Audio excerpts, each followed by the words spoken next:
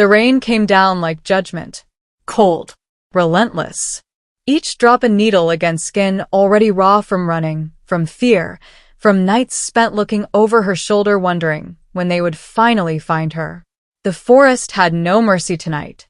The trees twisted overhead like skeletal fingers clawing at a sky that had forgotten how to offer light. Thunder rolled somewhere in the distance, a warning, a promise, and Alara pressed herself harder against the rough bark of the ancient oak, her breath coming in short, desperate gasps that fogged the air before her face. Her legs trembled, not from cold, though the rain had soaked through every layer she wore until the fabric clung to her like a second skin. Not from exhaustion, though she had been running for 3 days straight with barely an hour of sleep stolen in moments when her body simply gave out. No. Her legs trembled because she could feel them. Close. Too close. The hunters.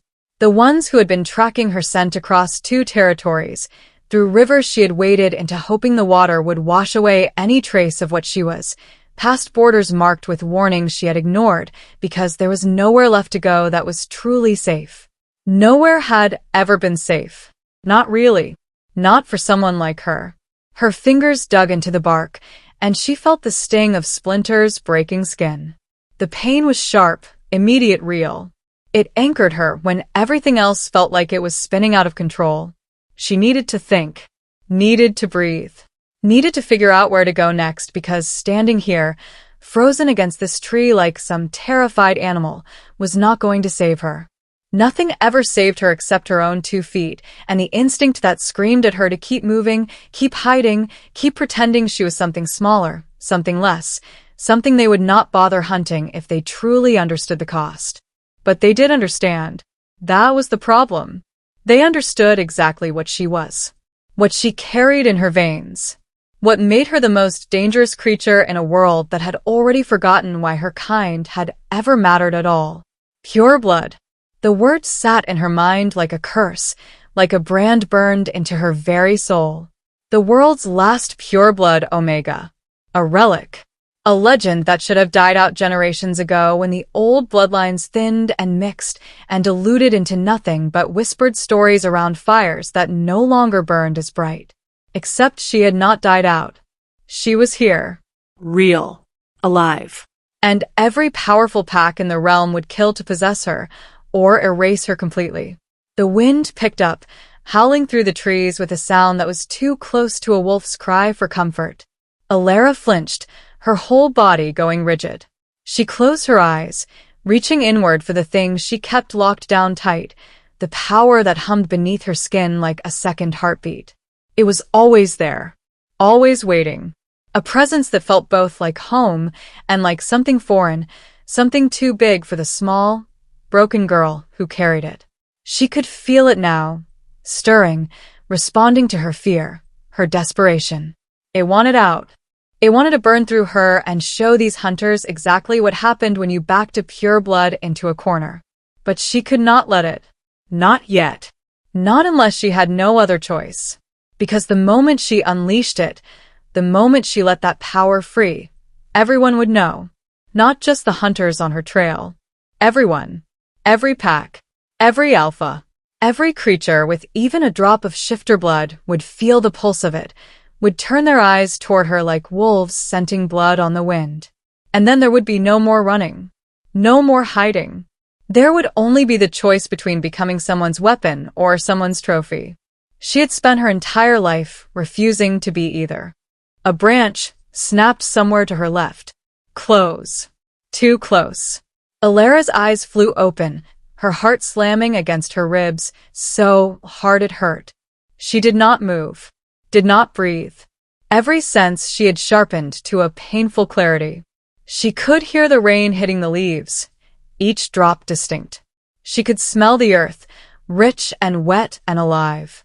She could feel the vibration in the ground, the subtle shift that said something heavy was moving through the underbrush, something that knew how to hunt, how to track, how to kill. They had found her. Panic surged, bright and hot, but she shoved it down.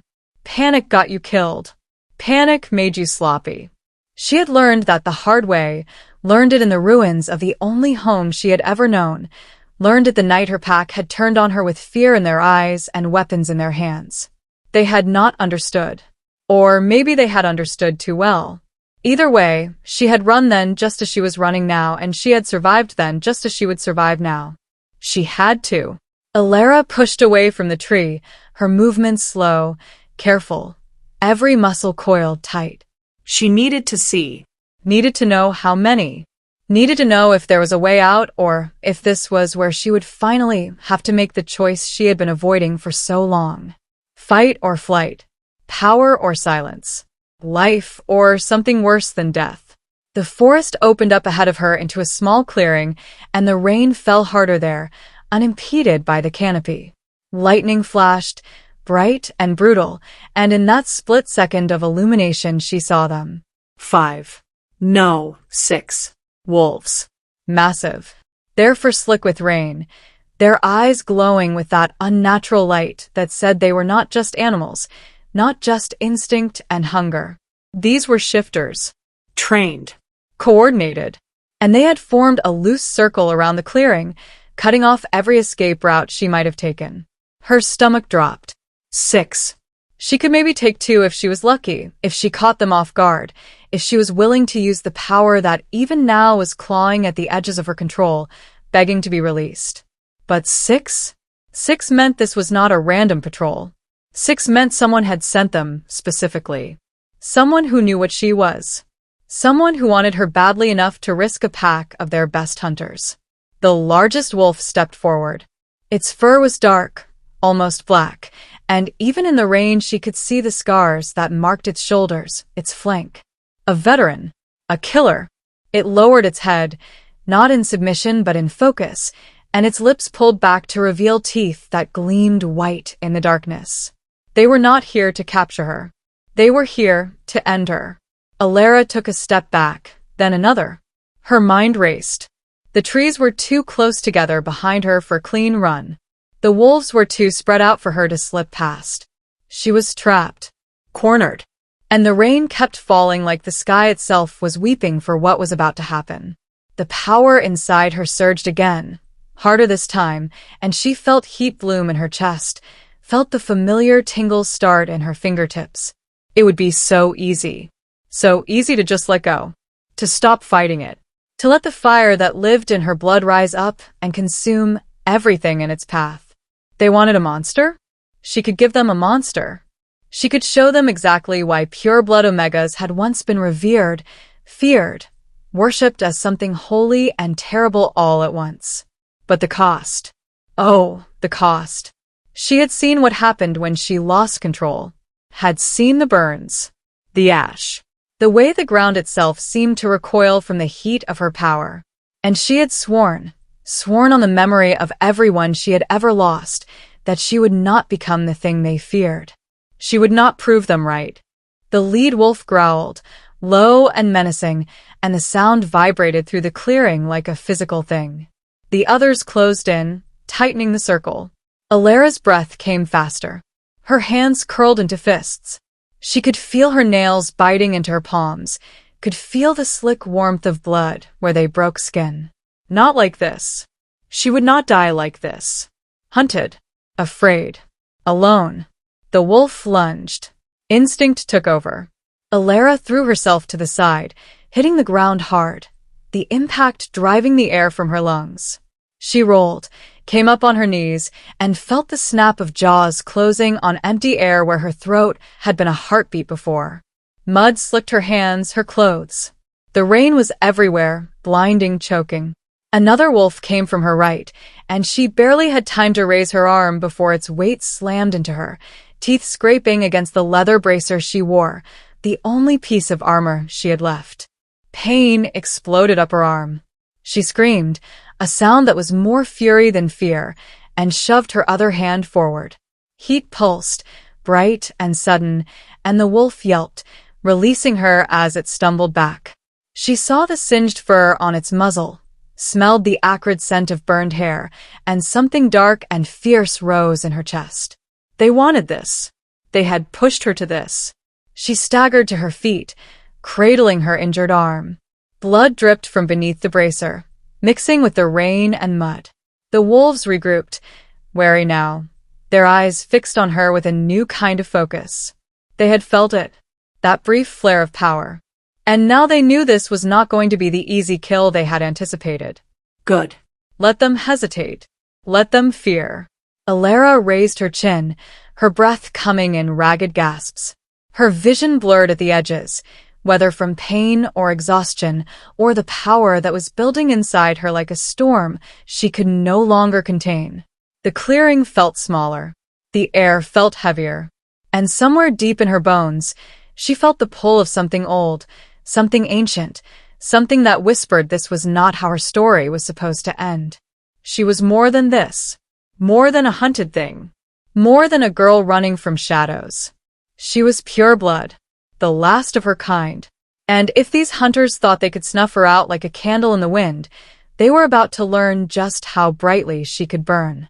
The lead wolf snarled, a command, and the pack moved as one. Alara did not run.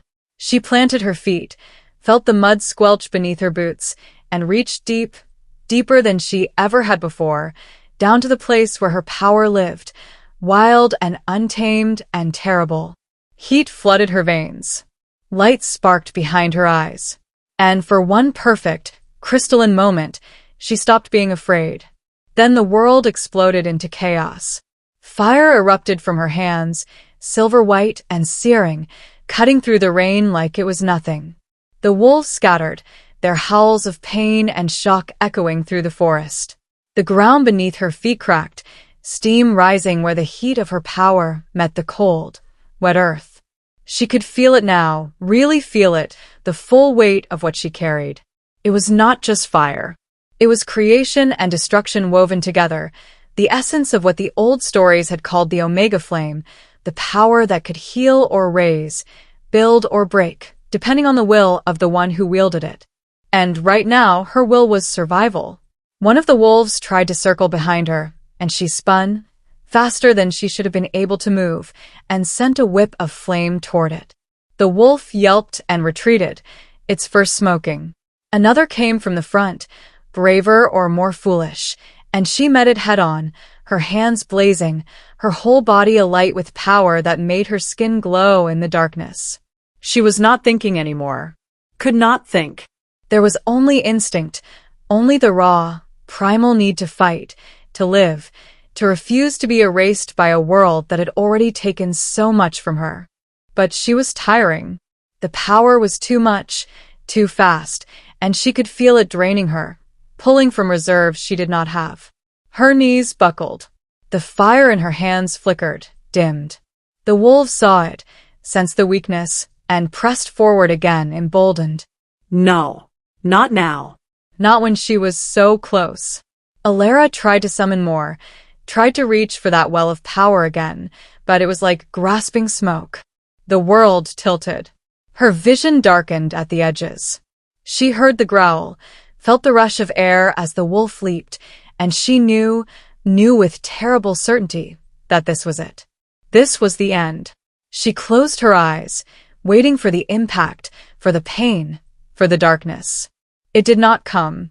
Instead, she heard a sound like thunder, like the crack of bone and the snarl of something far larger, far more dangerous than the wolves that had been hunting her. Her eyes flew open just in time to see a shape, massive and powerful, collide with the wolf mid-leap, sending it crashing to the ground in a tangle of limbs and fur and fury. A new wolf. No. Not a wolf. Something more. Bigger. Its fur was a deep, midnight black, and even in the rain she could see the way it moved, the lethal grace, the controlled violence. And its eyes. When it turned its head, just for a fraction of a second, those eyes found hers. Gold. Burning. Intelligent. And impossibly, devastatingly familiar, though she had never seen them before in her life. The wolves that had been hunting her scattered, their courage broken by the arrival of this new threat. The black wolf did not chase them. It stood there, rain streaming down its fur, its gaze still locked on Alara, and she felt something shift in the air between them, something she could not name, something that made her heart stutter and her breath catch. Who was this? Why had he saved her?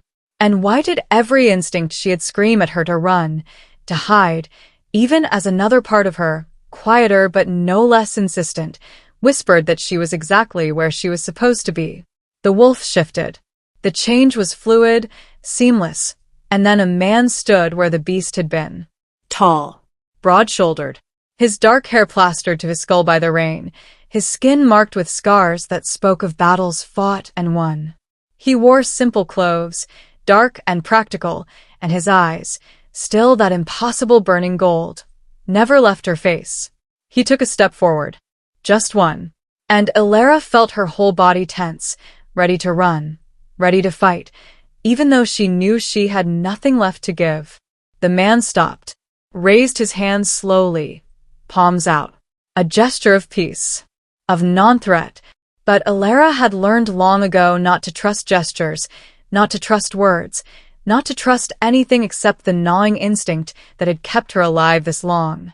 His voice, when he spoke, was low and rough, like gravel and smoke. And it cut through the rain, through her fear, through every wall she had built around herself.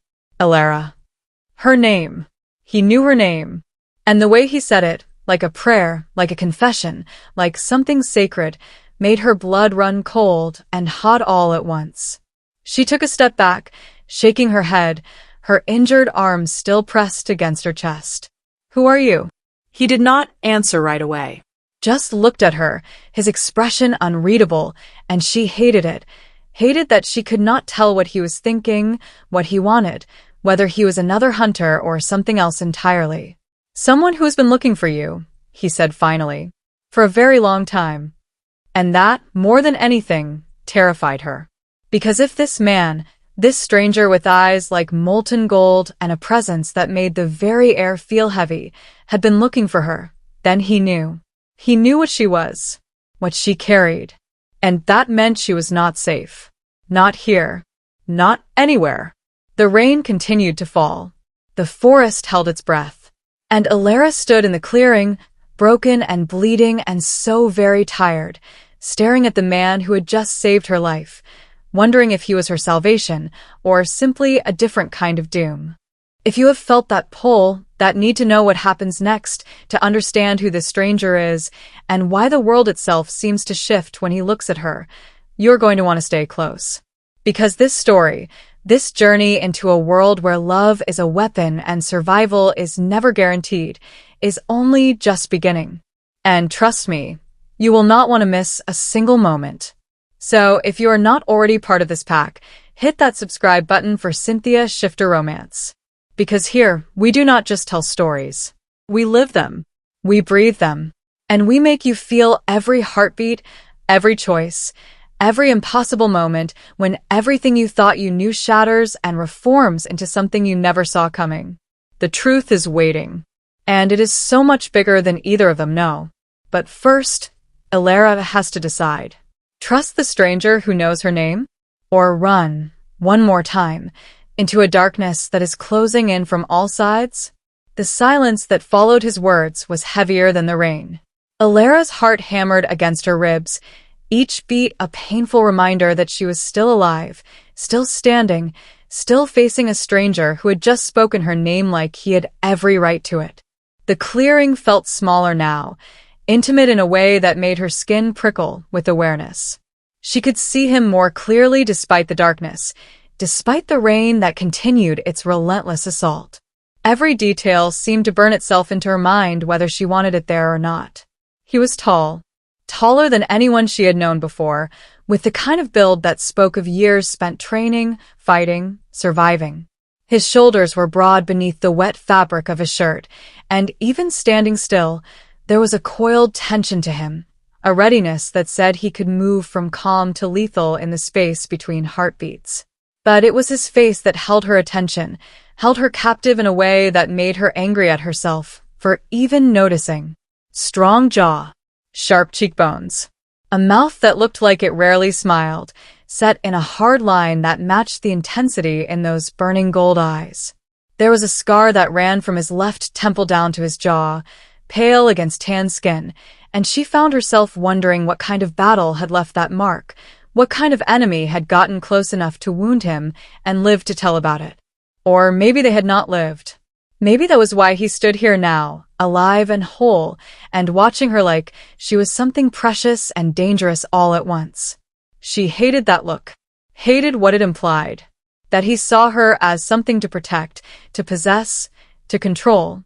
Alara forced herself to take another step back, even though her legs shook with the effort, even though the pain in her arm had spread up to her shoulder in waves that made her vision blur. She needed distance, needed space to think, to figure out what angle he was playing, because everyone had an angle. Everyone wanted something. And someone who had been looking for her for a long time?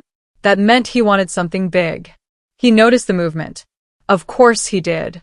Those gold eyes tracked her retreat within focus that made her feel exposed, like he could see right through the walls she had built, right down to the frightened girl beneath all the fire and fury.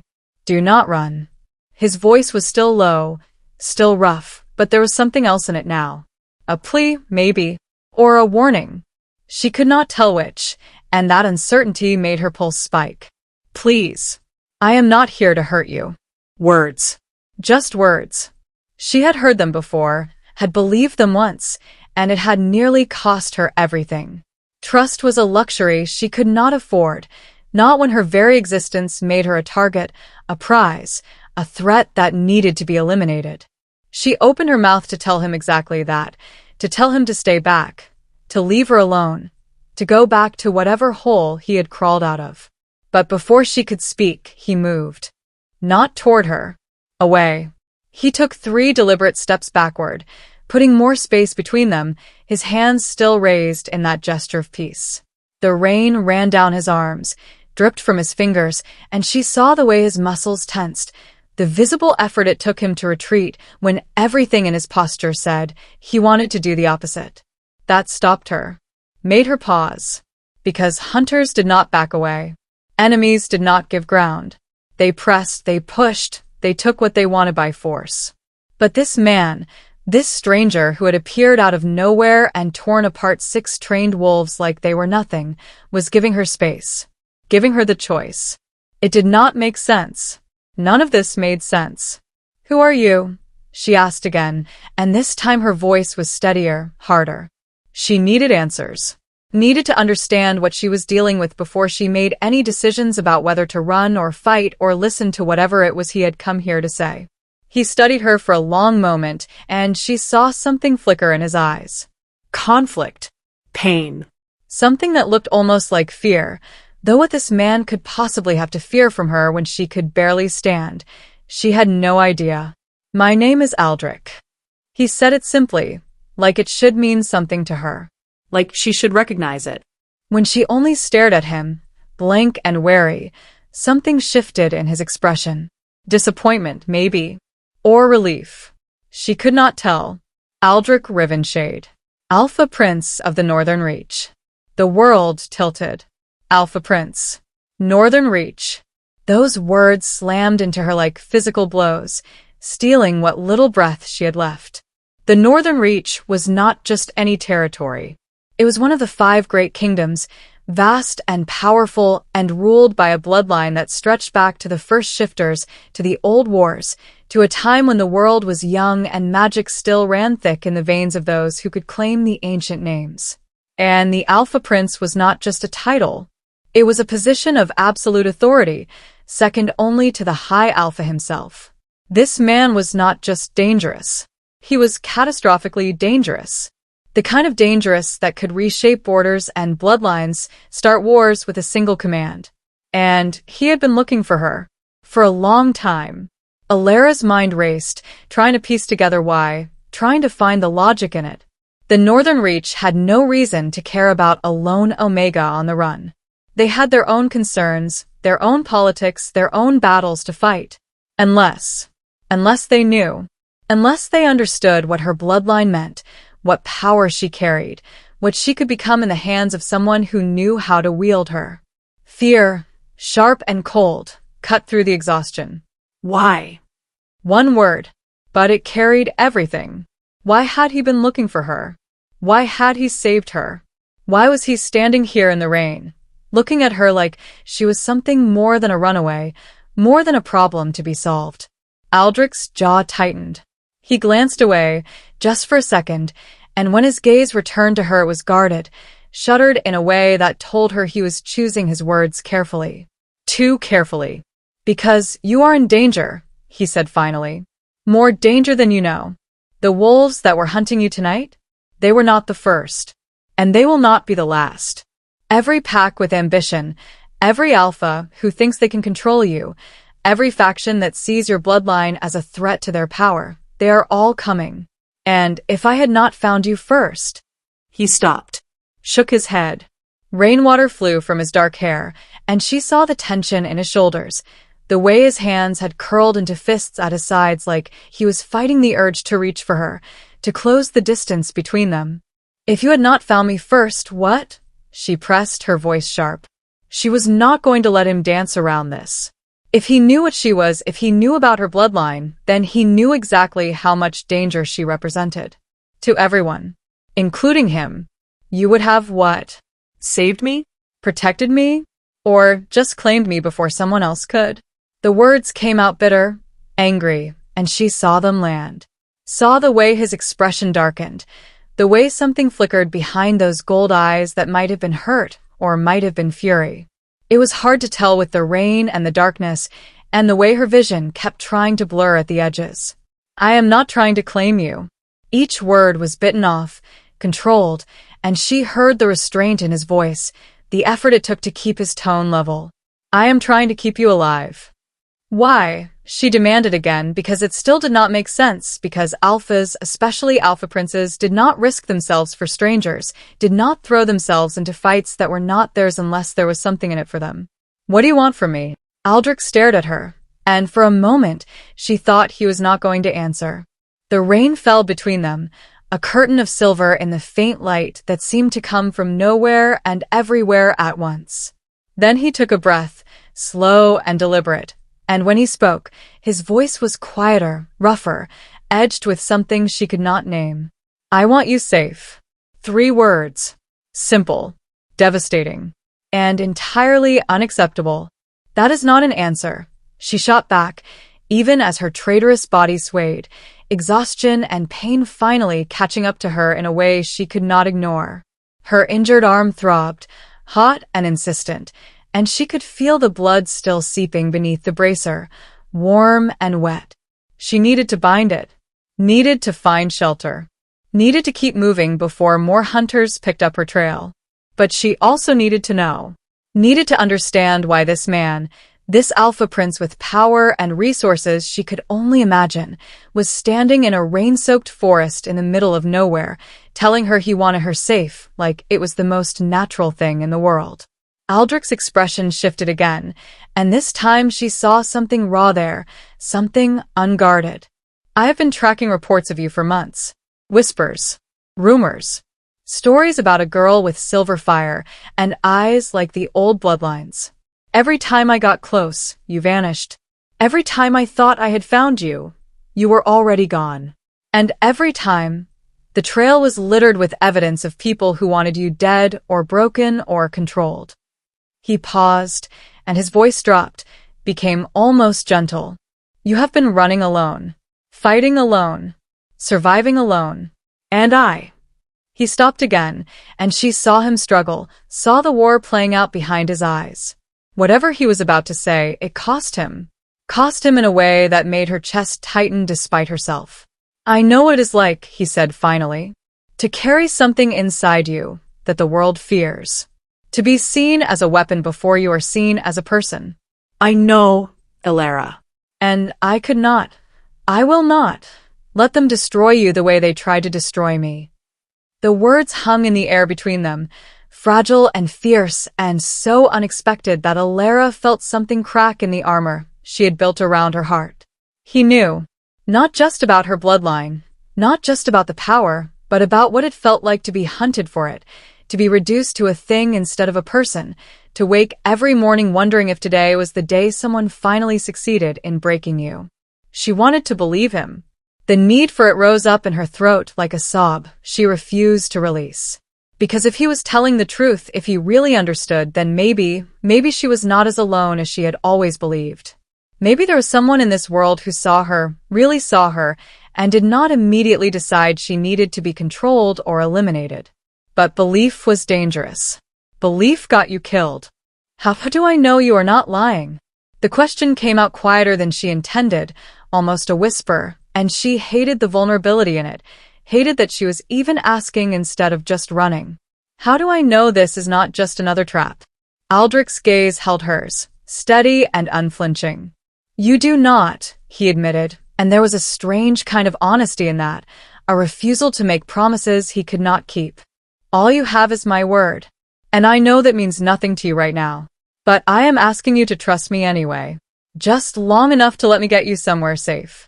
Somewhere you can rest, heal, and decide for yourself what you want to do next. Rest. Heal. Decide for herself. The words sounded like a fantasy, like something from a life she had never gotten to live. When was the last time she had rested without one eye open, listening for danger? When was the last time she had let someone else carry even a fraction of the burden she had been shouldering alone for so long? She could not remember. And that realization made something inside her ache in a way that had nothing to do with physical pain. Alara looked at him, really looked at him, and tried to see past the power, past the title, past the threats and the danger and the fear. What she saw was a man standing in the rain, soaked and scarred, and looking at her like she was the only thing in the world that mattered. A man who had fought off 6 wolves without hesitation, who had stepped between her and death, and then backed away to give her space. A man who admitted he could not prove his intentions, but asked for her trust anyway. It was insane. She should run. Should disappear into the forest and put as much distance between herself and this alpha prince as possible, because getting involved with someone like him, someone with that much power and that many eyes on him, would only paint a bigger target on her back. But her body was failing. Her arm was injured badly enough that she could feel the edges of infection starting to set in, hot and throbbing. And she was so tired of running. Tired of being alone. Tired of carrying everything by herself. Maybe that was why, when her legs finally gave out and she started to fall, she did not fight it. Did not summon the power to catch herself. She just let gravity take her, let the exhaustion win, and closed her eyes against the rain and the pain and the impossible choice she did not have the strength to make. She expected to hit the ground, expected the cold shock of mud and water. But instead, she felt arms catch her, strong and careful, and the scent of rain and pine, and something uniquely him surrounded her. Aldrich had moved, faster than should have been possible, and now he was holding her like she weighed nothing, like she was something precious that might break if he was not careful. I have you, he murmured, and his voice was close, so close she could feel the vibration of it against her cheek. I have you, Alara. You're safe now. Safe. The word was foreign, unbelievable, and yet, wrapped in his arms with the rain falling around them and the forest holding its breath, some small, desperate part of her wanted it to be true. Wanted to believe that maybe, just maybe, she had finally found someone who would stand with her instead of against her. Someone who saw the girl beneath the power and chose to protect her anyway. She felt him start to move, felt the steady rhythm of his steps as he carried her away from the clearing, away from the blood and the scorch marks and the evidence of a battle that had almost been her last. Her head rested against his chest, and she could hear his heartbeat, strong and steady, an anchor in a world that had been nothing but chaos for so long. And as the darkness finally pulled her under, as consciousness slipped away and left her vulnerable in the arms of a stranger who called himself Prince, her last thought was not of fear or suspicion or doubt. It was a prayer, a desperate, whispered hope that she had not just made the worst mistake of her life. Or the best one. Warmth. That was the first thing Alara registered as consciousness slowly, reluctantly dragged her back to the waking world. Warmth and the absence of rain, and something soft beneath her that was not mud or stone or the unforgiving ground she had grown accustomed to sleeping on when sleep came at all. Her eyes opened slowly, cautiously, the way they always did, ready to assess threats before her body had even fully woken. The first thing she saw was a ceiling. Rough-hewn wooden beams, darkened with age, stretching across a space that was small but solid. A cabin, maybe, or a hunter's lodge. Firelight flickered somewhere to her left, casting dancing shadows that moved across the walls in patterns that might have been soothing if her heart was not already racing with the panic that came from waking in an unfamiliar place. She sat up too fast. Pain lanced through her arm, sharp and immediate, and she gasped, her free hand flying to the injury. Except it was not exposed anymore. Someone had removed the torn, bloody bracer. Someone had cleaned the wound. Someone had wrapped it in clean cloth that smelled faintly of herbs she recognized. Yarrow for bleeding, comfort for healing. Something else she could not quite place that had a bitter, astringent scent. Someone. Aldrich. The memory rushed back in fragments. The clearing. The wolves. The stranger with gold eyes who had spoken her name like a secret. The way he had caught her when she fell, held her like she mattered, carried her away from a death she had been too exhausted to fight. Alara looked around, her muscles tensing, ready to run even though she was not sure her legs would support her yet. The room was small, sparsely furnished. A bed, the one she was currently sitting on. A rough wooden table with 2 chairs. A fireplace where flames crackled and popped, throwing heat into the space. And there, sitting in one of the chairs with his back to the wall and his eyes on her, was Aldrich. He had not changed his clothes. They were still damp, clinging to his frame, and she could see the exhaustion in the set of his shoulders, the faint shadows under his eyes. He had been watching her, guarding her, and something about that made her throat tighten in a way she did not want to examine. "You are awake."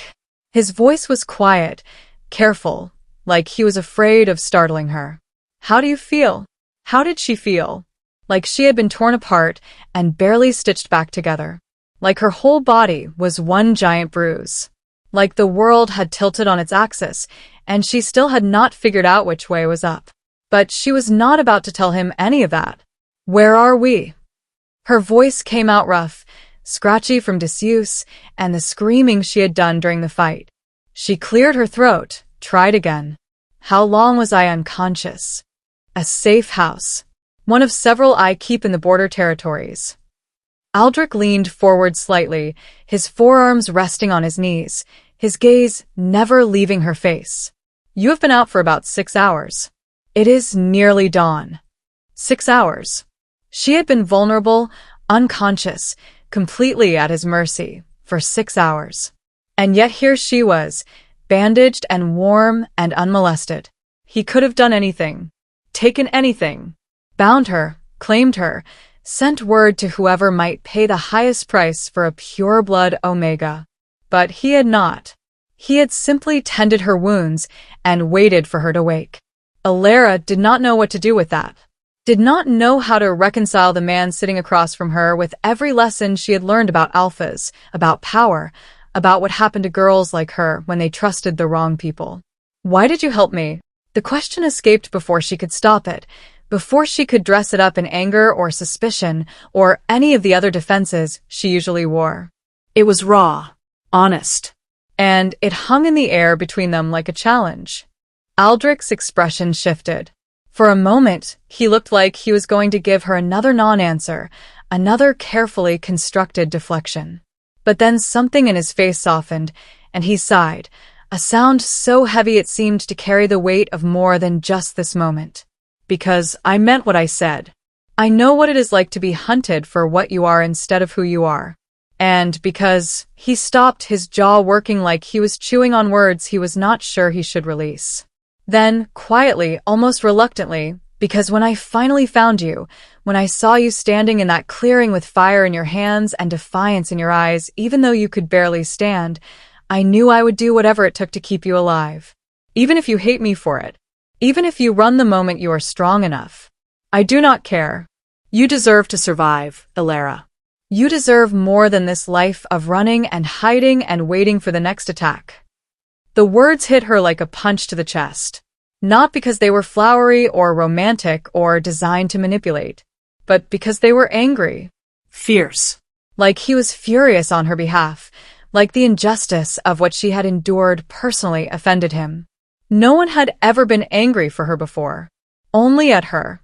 Alara looked down at her bandaged arm, at the careful way it had been wrapped, and felt something dangerous bloom in her chest. Hope. The kind that could get her killed if she let it take root.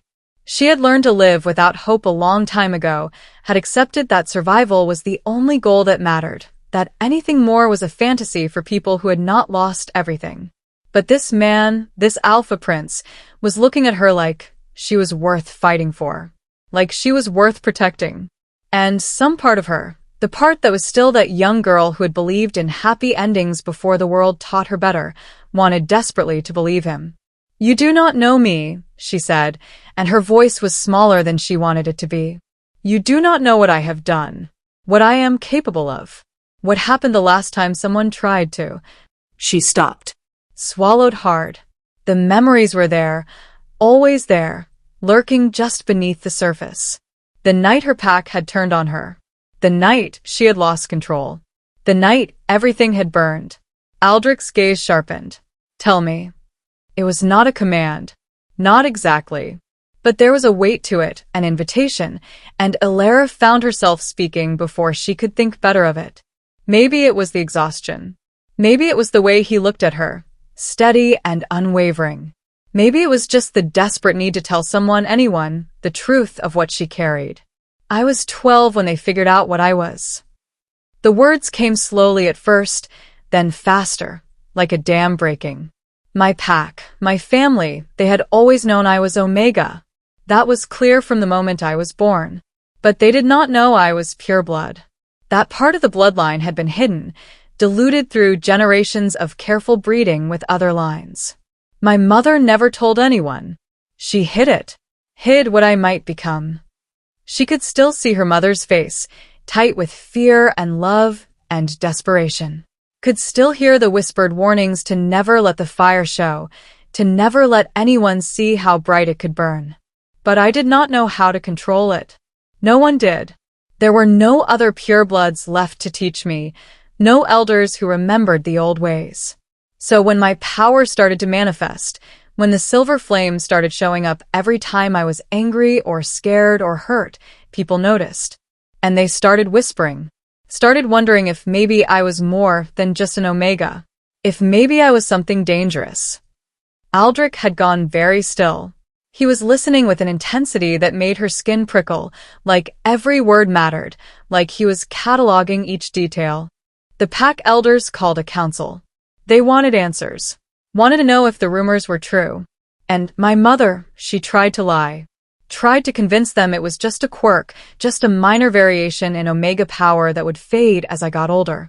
But they did not believe her. So they tested me. Her stomach churned at the memory. The way they had surrounded her, demands and accusations flying. The way they had pushed and prodded and deliberately tried to provoke her, to force the power to the surface so they could see it, measure it, judge it. I lost control. Her voice dropped to barely more than a whisper. The fire came out all at once. Silver and white and so hot I could feel it burning through me, like my whole body was going to be consumed from the inside out. It spread. Fast. Too fast. I tried to stop it, tried to pull it back, but I did not know how. And by the time I managed to cut it off, half the council building was gone. 3 elders were dead. And my mother. Her throat closed. Even now, years later, she could not say it. Could not speak the words that would make it real all over again. Aldrich's voice was gentle when he spoke. "She tried to protect you." It was not a question. Somehow he knew. Alara nodded, not trusting herself to speak. "They exiled you." Another nod. Exiled was a kind word for it. They had hunted her to the border, told her that if she ever set foot in their territory again, they would kill her on sight. Told her she was a curse, a monster, a mistake that should never have been born. She had been 12 years old, alone and terrified and convinced that everything they said was true. I have been running ever since. She forced the words out, forced herself to meet Aldrich's gaze, even though shame burned hot in her chest. From pack to pack, territory to territory, never staying anywhere long enough for someone to figure out what I am. Never letting anyone get close enough to be hurt if I lose control again. And it worked. For a while. But then people started talking. Started noticing the pattern of a girl who appeared and disappeared, always one step ahead of trouble. And the hunters started coming. She thought of the wolves in the clearing. Thought of all the others who had tracked her over the years, driven by greed or fear, or the promise of a reward from whatever alpha wanted her captured. So now you know. She lifted her chin, defiant even though her hands were shaking. I am not some innocent victim. I have killed people. Burned them. And I will probably do it again, because I still do not know how to control this thing inside me. So, if you are smart, you will walk away. Before I hurt you too. The silence that followed was suffocating. Alara waited for the inevitable. For him to stand up, to leave, to look at her with the same fear and disgust she had seen in so many eyes before. She had given him every reason to, had laid out exactly why she was too dangerous to help, too broken to save. But Aldrich did not move, did not flinch. He just sat there, looking at her with those burning gold eyes, and when he finally spoke, his voice was steady. You were a child. Each word was deliberate, weighted. A child with power you did not understand, forced into a situation where you had no control. What happened was not your fault. She shook her head violently. I killed them. They killed themselves. His voice hardened. The moment they decided to torture a 12-year-old girl to satisfy their fear and curiosity, they sealed their own fate. You survived, Alara. That is all. You did what any cornered, terrified creature would do. You fought back. That does not make it right. No, he agreed quietly. It does not make it right. But it does not make you a monster either. It makes you someone who was failed by the people who should have protected you. Someone who has been carrying a burden alone for far too long. And someone who deserves a chance to learn control, to understand her power, instead of being hunted for it. Alara stared at him, something painful and sharp lodging in her chest. He meant it. She could hear it in his voice, see it in the set of his jaw. He was not just saying what she wanted to hear. He believed it. Why? She asked again, because she still did not understand, because it did not make sense that this powerful Alpha Prince would care about the tragic history of a runaway Omega. Why does any of this matter to you? Aldrich looked away then, his gaze finding the fire. The flames reflected in his eyes, turning them molten, and she saw his throat work as he swallowed. When he spoke, his voice was rough with something that might have been old pain. Because I was 7 when my power manifested. And it was not the normal alpha strength. It was something more. Something the court advisors called a throwback to the ancient bloodlines. I could compel obedience with just my voice. Could force wolves to submit even if they outranked me. And I had no control over it. No understanding of what I was doing. He paused, and Alara saw his hands curl into fists where they rested on his knees. I accidentally used it on my younger brother during an argument. Forced him to his knees in front of the entire court. He was 5 years old, Alara. 5. And I made him submit like he was an Omega challenger. The terror in his eyes, I will never forget it. And the way people looked at me afterward, like I was something to be feared, something to be controlled before I became too dangerous. He stopped, his jaw clenched so tight, she could see the muscle jumping beneath his skin. My father, the High Alpha, understood what I was going through. He had carried the same power, though not as strong. He spent years teaching me control, teaching me how to live with something that could destroy people if I was not careful. But not everyone was understanding. There were factions in the court who wanted me eliminated before I could threaten the stability of the kingdom, who saw me as a weapon that needed to be destroyed before it could be turned against them. Alara's breath caught. She had assumed he came from a position of absolute safety, of unquestionable power. But he had been hunted too. Not physically, maybe, but politically, socially. He understood what it was like to be feared for something you could not control. I was lucky, Aldrich continued, still staring at the fire. I had resources. Teachers. A father who refused to give up on me. But you had none of that. You were cast out and left to survive alone. And when I heard the stories, when I started piecing together who you might be and what you were running from, I knew I had to find you. Had to offer you what I was given. A chance. Training. Protection. A place where you do not have to hide what you are. He finally looked at her again, and the intensity in his gaze stole her breath. You are not a monster, Elara. You are a pure-blood Omega with power that this world has forgotten how to handle. But that does not mean you have to face it alone. Not anymore. The words settled over her like a blanket, warm and heavy and terrifying in their implications.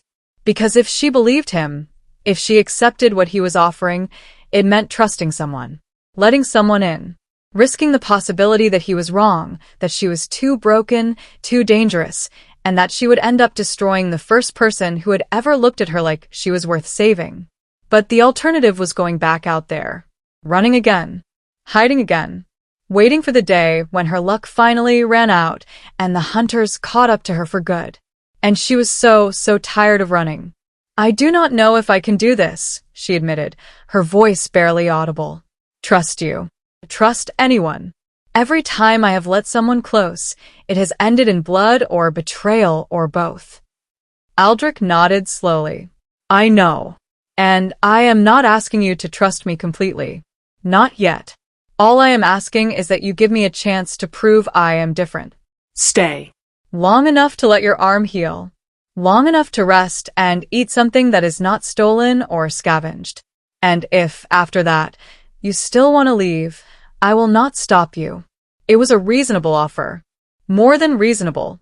And yet the idea of staying, of lowering her guard even for a few days, terrified her more than another fight with hunters.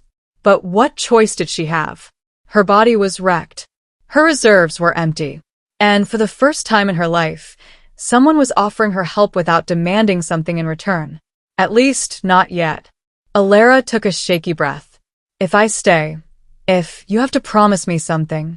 Aldrich's gaze sharpened. What? If I lose control again? If the power comes out, and I cannot stop it? You run. You do not try to save me or reason with me or any of that heroic nonsense. You just run, and you let me burn alone. Promise me. Something that looked like pain flashed across his face. Elara. Promise me. Her voice was hard now, unyielding. This was non-negotiable. She would not have another death on her conscience. Would not carry the weight of someone else's misplaced faith in her ability to control something that had proven, time and time again, to be uncontrollable. Aldrich stared at her for a long moment. Then slowly he nodded. I promise. It was a lie. She could hear it in his voice, see it in the set of his shoulders. He had no intention of running if things went wrong. But it was the best she was going to get, and she was too tired to argue. Okay, she said quietly. I will stay. For now. The relief that washed over Aldrich's face was so profound it almost made her want to take the words back. Because that expression said this mattered to him. She mattered to him. And that was dangerous in a way that had nothing to do with hunters or power or the threat of discovery. That was the kind of dangerous that could break what was left of her heart. But she had said yes. And for better or worse, she was going to see where this path led. Even if it ended in fire and ash like every other path she had ever walked. At least, for once, she would not be walking it alone. 3 days passed in the safe house, and they felt like a dream Elara was afraid to wake from. Aldrich had been true to his word. He did not push, did not demand, did not try to force her into anything she was not ready for. He brought her food, simple things, but warm and plentiful in a way she had not experienced in years. He checked her bandages with careful, competent hands that suggested he had done this before many times. He kept the fire burning and gave her space when she needed it and answered her questions when she was brave enough to ask them. And slowly, so slowly she almost did not notice it happening, some of the constant tension she carried started to ease. Her arm was healing faster than it should have been, the wound knitting together cleanly under Aldrich's ministrations and whatever herbs he had packed into the poultice. The pain had faded to a dull ache, manageable, and she could move it now without wanting to scream. Her strength was returning too, her body rebuilding itself with the kind of resilience that came from years of pushing through injuries that should have laid her flat. She was starting to feel like herself again. Or maybe like a version of herself she had not been in a very long time. One who did not have to sleep with one hand on a weapon. One who could close her eyes without immediately calculating escape routes. It was unsettling, and wonderful, and terrifying. On the morning of the fourth day, Aldrich woke her before dawn. She came awake fast, instinct still sharp despite the relative safety of the last few days, and found him standing by the door fully dressed, a pack slung over his shoulder. "We are leaving." She sat up, already cataloging where her boots were, where the knife he had given her was stashed, how fast she could be ready to move. Aldrich nodded. "There is somewhere I need to take you. Somewhere you need to see." That was not ominous at all. Alara studied his face, looking for signs of deception, of threat. But all she saw was determination and something else. Something that looked almost like reverence. "Where? You will understand when we get there. Trust me. Trust him." He kept asking her to do that, kept putting himself in positions where she had to make the choice over and over again. And so far, he had not betrayed that trust. Had not given her any reason to run. But this felt different. This felt like a turning point, like whatever happened next would change things in ways she could not predict. Still, she nodded. Got up, dressed in the clean clothes he had somehow procured, strapped the knife to her thigh. She was not going anywhere unarmed, trust or no trust.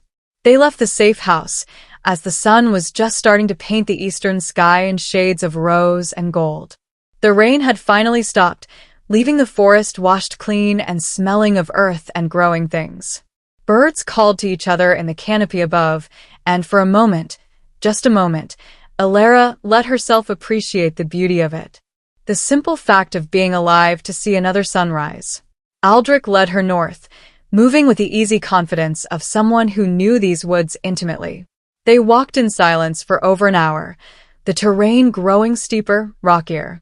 Alara's legs burned with the exertion, but it was a good burn, a reminder that her body was strong, capable, ready to fight or flee if needed. Finally, they emerged from the tree line onto a rocky outcropping that overlooked a valley Alara had never seen before. And in the center of that valley, rising from the morning mist like something out of a forgotten age, were ruins. Not just any ruins. These were massive, constructed from stones so old it had turned black with time, carved with symbols and patterns that made Alara's eyes hurt to look at directly. Pillars taller than trees. Archways that framed nothing but sky. And at the center, a structure that might have once been a temple or a palace, its walls half collapsed but still radiating a sense of power that made the hair on the back of her neck stand up. "What is this place?"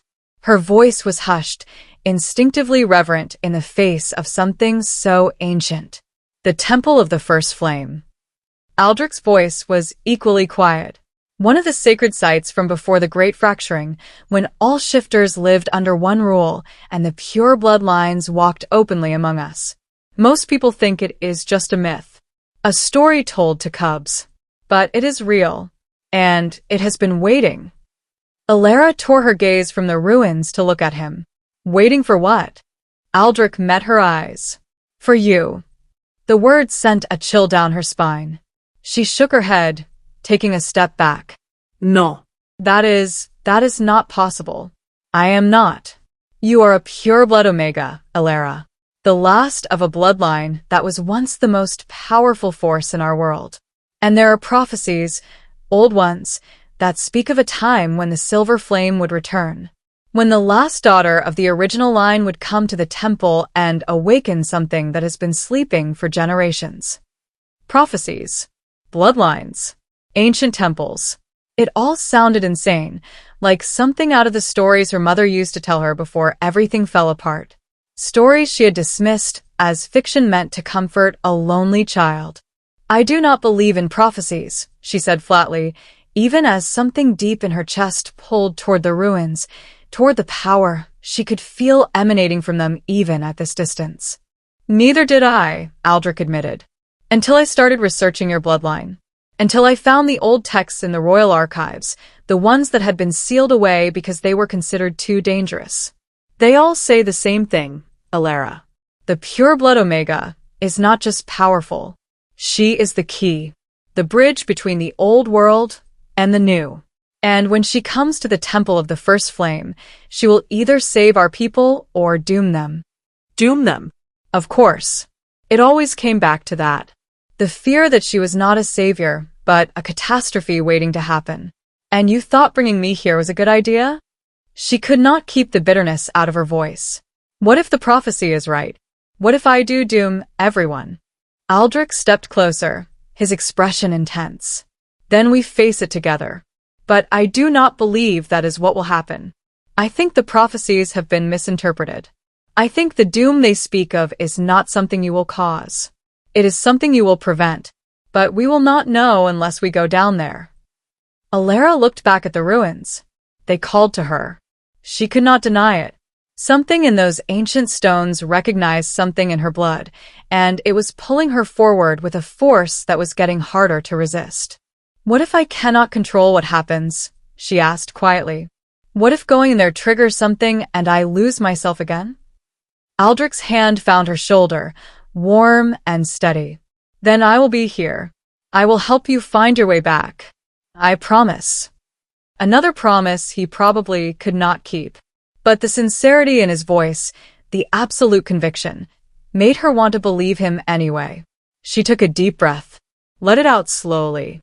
"Okay, let's go see what ancient doom I am supposed to unleash today." Aldrich's mouth quirked in what might have been a smile under different circumstances. Then he started down the rocky path that led into the valley, and after a moment's hesitation, Alara followed. The closer they got to the ruins, the stronger the pull became. It was not just in her chest anymore. It was in her bones, her blood, thrumming through her like a second heartbeat. The silver flame that usually lay dormant stirred, responding to something in the air, in the stone, in the very ground beneath her feet. They passed under one of the massive archways, and Alara felt a rush of sensation that was not quite physical. Images flashed through her mind. Women who looked like her, with her features and her eyes, standing in this very place. Fire rising from their hands, silver and pure. Voices chanting in a language she did not know, but somehow understood. Power. Purpose. Legacy. She stumbled, and Aldrich caught her elbow. "What is it? What did you see?" "Them," she whispered. "My ancestors. They were here. This place, it belonged to them. To us." Aldrich nodded like this was what he had expected. The temple was built by the pure bloodlines. All of them. It was meant to be neutral ground, a place where power could be honored without fear. But when the great fracturing happened, when the bloodlines turned on each other, it was abandoned, sealed, forgotten. But not entirely forgotten, because here it was, still standing, still radiating that ancient power. And it knew her, recognized her, welcomed her home. They reached the center of the temple, what would have been the main chamber. The roof was gone, open to the sky, but the walls still stood, carved with intricate designs that seemed to shift and move in her peripheral vision. And in the very center was a raised platform, circular, with symbols carved into the stone that glowed faintly silver in the morning light. Alara's breath caught. "Is that the altar of the first flame?" Aldrich confirmed, "where the original Pureblood Omegas would come to connect with their power, to learn control and purpose. No one has stood on it in over 300 years. 300 years. The weight of that history pressed down on her. All those generations. All those women who had carried this power and learned to wield it with purpose. And then it had all ended. Bloodlines broken. Power diluted. Until there was only her, the last remnant of something the world had decided it did not need anymore. What am I supposed to do? She looked at Aldrich, needing guidance, needing someone to tell her this was okay, that she was not about to make a colossal mistake. Step onto the altar. And listen. The temple will do the rest. Listen. To what? But even as she asked herself the question, she was moving forward, drawn by a compulsion she could not fight. Her feet carried her to the edge of the platform, and she paused, her heart hammering. This was it. The moment where everything could change. Where she would either find the answers she had been searching for her entire life, or unleash something that could not be undone. Alara looked back at Aldrich one more time. He stood at the edge of the chamber, watching her with those burning gold eyes, and she saw nothing but faith there. Faith in her. Faith that she could handle whatever came next. She hoped he was right. She stepped onto the altar. The effect was immediate and overwhelming. Power surged through her, not from inside but from the stone itself, ancient and vast and so much bigger than anything she had ever felt. It rushed into her like a flood, filling every empty space, every hollow part of her soul that had been carved out by years of loneliness and fear. Images cascaded through her mind. The temple in its glory, filled with people, with ceremony, with purpose. The pureblood Omegas who had come before her, each one unique, each one powerful, each one learning to harness the silver flame for healing, for protection, for building instead of destroying. And then, threaded through it all, a voice. Multiple voices. Layered. Ancient. Speaking directly into her mind. Daughter of the silver flame. Last of the unbroken line. You have been chosen. Not to destroy but to restore. Not to end, but to begin anew. Begin what? Alara gasped the words out loud, her whole body shaking with the force of the power running through her. The balance. The old ways were lost when fear conquered love, when power became a weapon instead of a gift. But you, child of fire and will, you carry the key. The ability to unite what was fractured. To heal what was broken. To show them that strength does not require dominance. That power can be gentle. That an Omega can lead. An Omega can lead. The words resonated through her, impossible and thrilling and terrifying all at once. She had spent her life being told that Omegas were weak, that they needed protection, that they existed to support alphas and bear children and stay quietly in the shadows. But these voices, these ancient powerful voices, were telling her something different. You are the bridge, daughter. Between old and new. Between Alpha and Omega. Between power and compassion. And when you rise, when you claim your full strength, the world will have no choice but to see you. To acknowledge that the age of dominance is over. The age of balance has begun. I do not know how. Tears streamed down Alara's face, hot and unchecked. I do not know how to do any of that. I can barely control what I have. How am I supposed to? You are not alone. The Alpha Prince sees your worth. Others will follow. Trust the bond that is forming. Let it guide you. And when the time comes, when you are called to stand before those who would deny your right to exist, remember, you are not a spark to be extinguished. You are the flame that lights the way forward.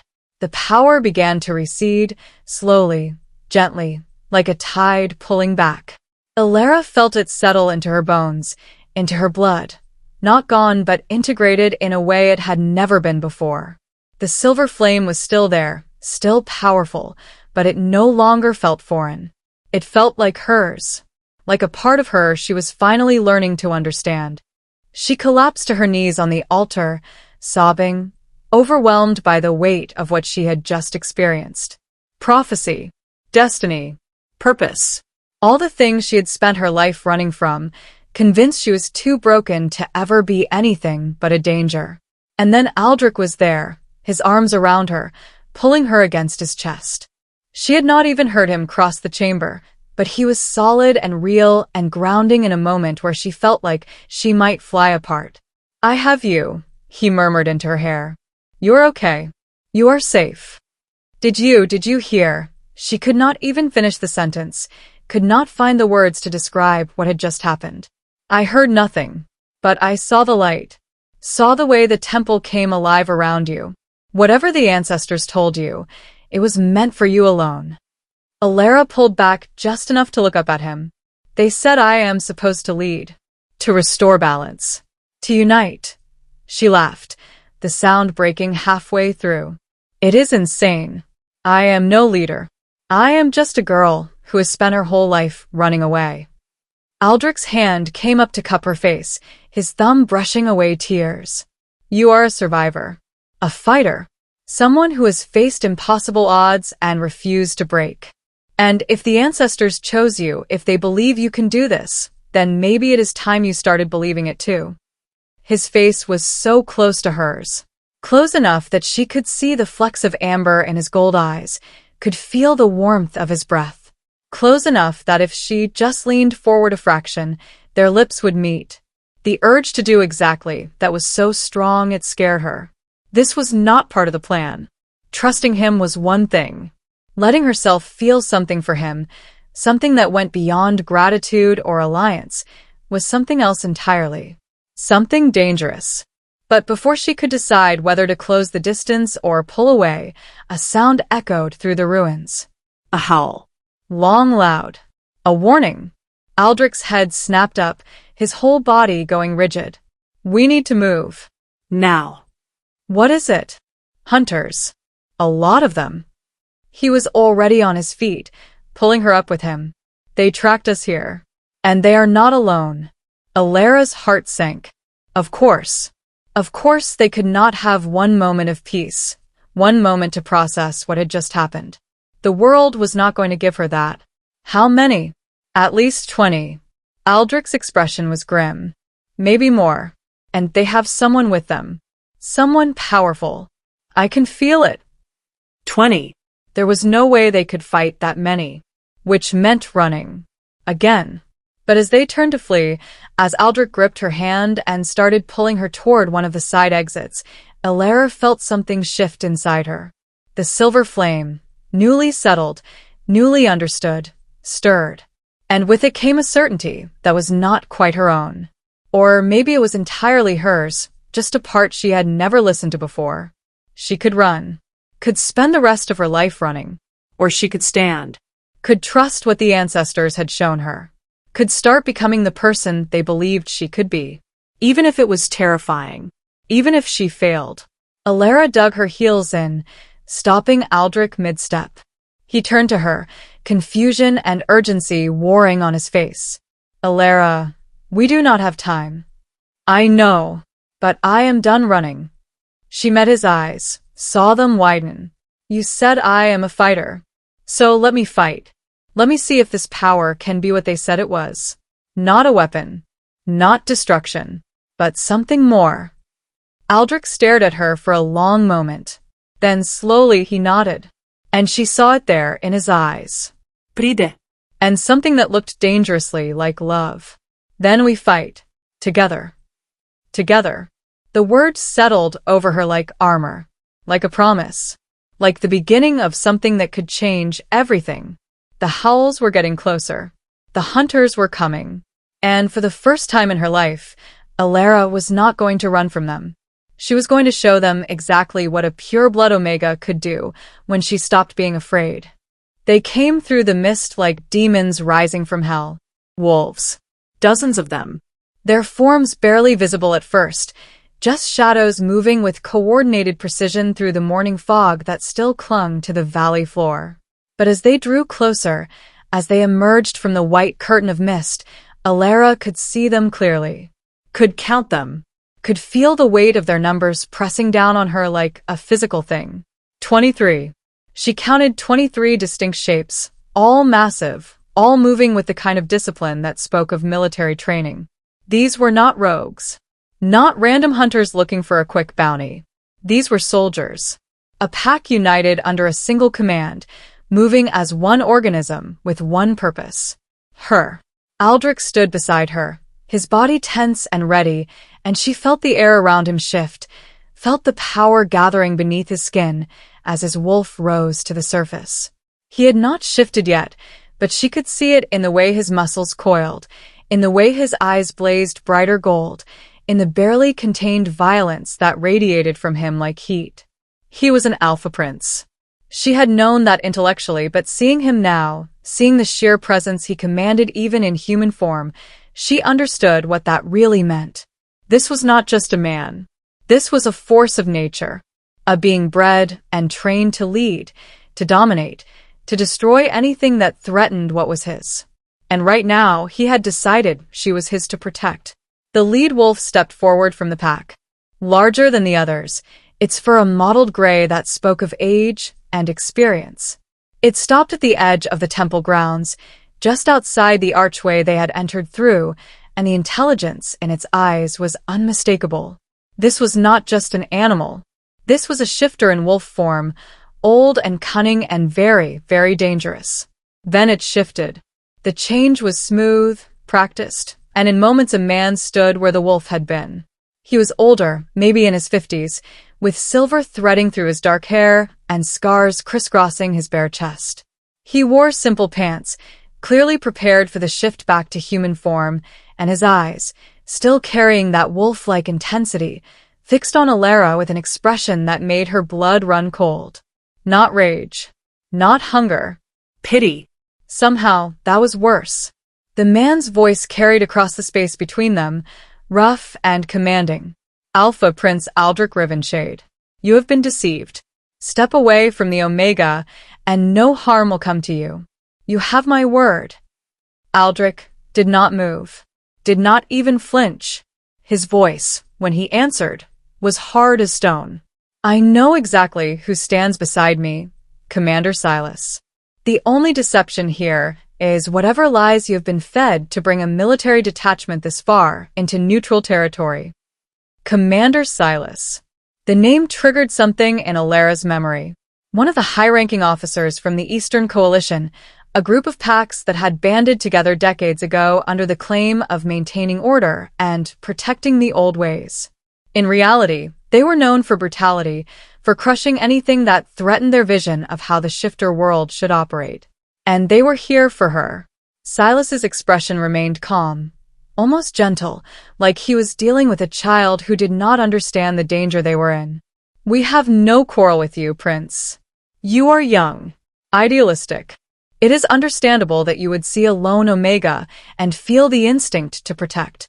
But this is not a lost pup that needs saving. This is the last Pureblood, and her very existence threatens the stability every pack in this realm has worked to build. She threatens nothing, Aldrich bit out, and Alara could hear the fury barely leashed beneath his words. She is a person, not a weapon, not a plague, a person who deserves the same rights as any other shifter. Silas shook his head slowly, and the pity in his expression deepened. You do not understand what she is capable of, what her bloodline has done in the past. The Purebloods nearly destroyed us all during the fracturing. Their power was too great, too unstable. It took the combined might of every alpha line to bring them down, to dilute their blood until the threat was manageable. And now she appears, carrying that same undiluted power, and you expect us to simply allow her to exist? To wait until she loses control and burns down territories the way her ancestors did? The words struck like blows, each one designed to hit the fears Alara carried deep inside. That she was dangerous, that she was a threat, that the only solution was elimination. She wanted to argue, to defend herself, but her throat felt tight, the words trapped behind the shame and doubt that Silas's accusations brought roaring back to life. Maybe he was right. Maybe she was too dangerous to exist. Maybe the kindest thing would be to... Aldrich's hand found hers. The touch was sudden, grounding, and when she looked at him, she saw absolute conviction in his eyes. Not doubt, not fear, just unwavering certainty. His voice rang out across the temple grounds, powerful and clear. Her ancestors fought to protect themselves from alphas who saw them as tools to be exploited. The fracturing happened because your predecessors tried to control what they should have honored. And you stand here now, proving that nothing has changed, that you still see power as something to crush rather than understand. Silas's jaw tightened, the first crack in his calm facade. Careful, Prince. You may carry your father's blood, but you are not yet High Alpha. You do not have the authority to make declarations that could affect the entire realm. And you do not have the authority to execute someone for the crime of being born. Aldrich's power flooded outward, that ancient compulsion that Alara had heard him speak of. She felt it wash over her, felt the weight of it, and saw every wolf behind Silas take an involuntary step back. Even Silas himself flinched, his eyes widening slightly. Stand down, Commander. Take your soldiers and leave. Or I will be forced to remind you why my bloodline leads the Northern Reach. For a moment, Alara thought it would work. Thought the sheer force of Aldrich's presence would be enough to make them retreat. Silas looked uncertain, his confidence shaken by the raw power radiating from the Alpha Prince. But then another figure emerged from the pack.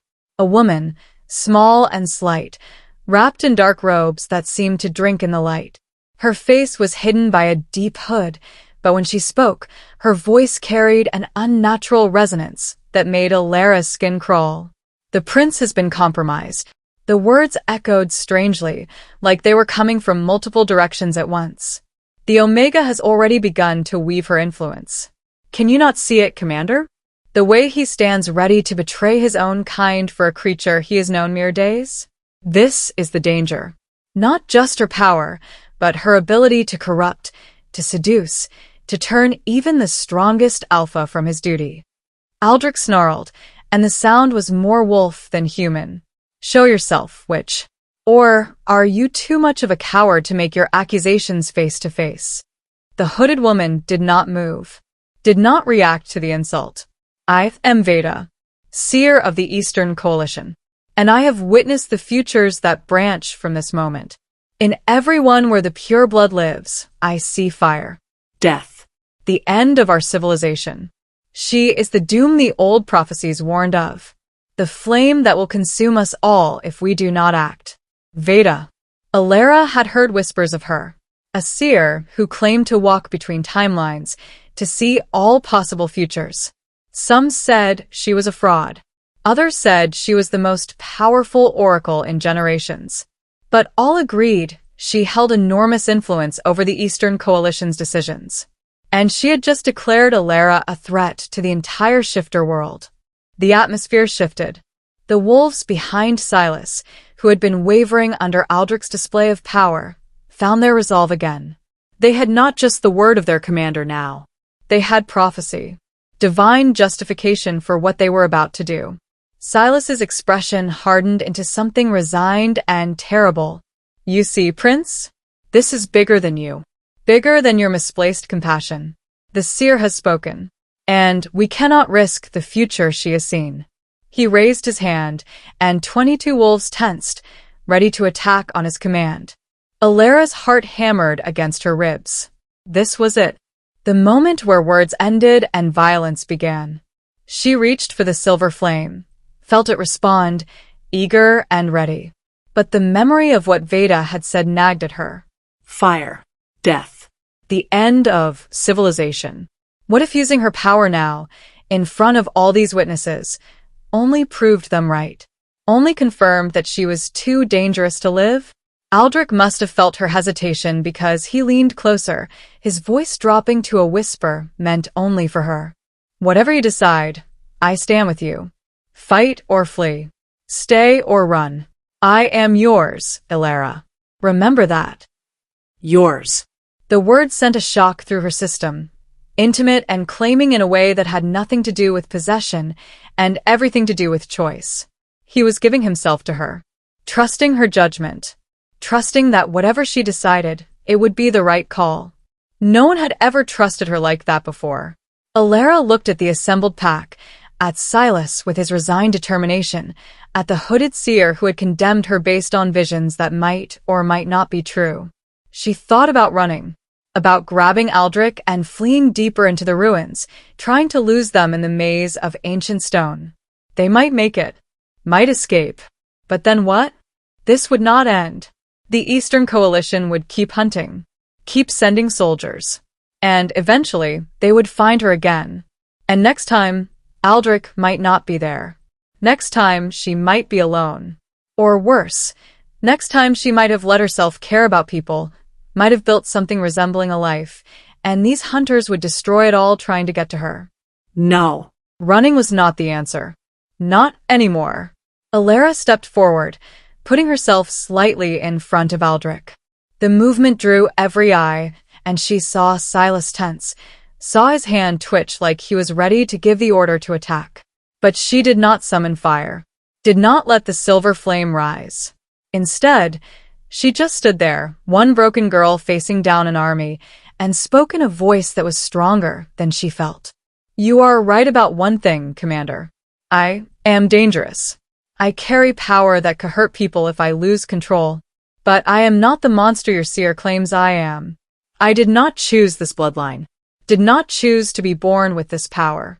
But I am choosing right now to try and be better than what you fear. So I will make you an offer."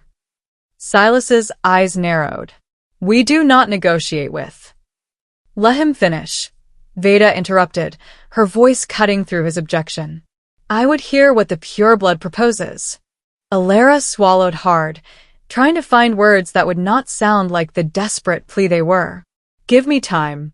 3 months. Let me prove that I can control this power, that I can exist without being a threat. If at the end of that time I have hurt anyone, if I have lost control, then I will submit to whatever judgment you deem appropriate. No fighting.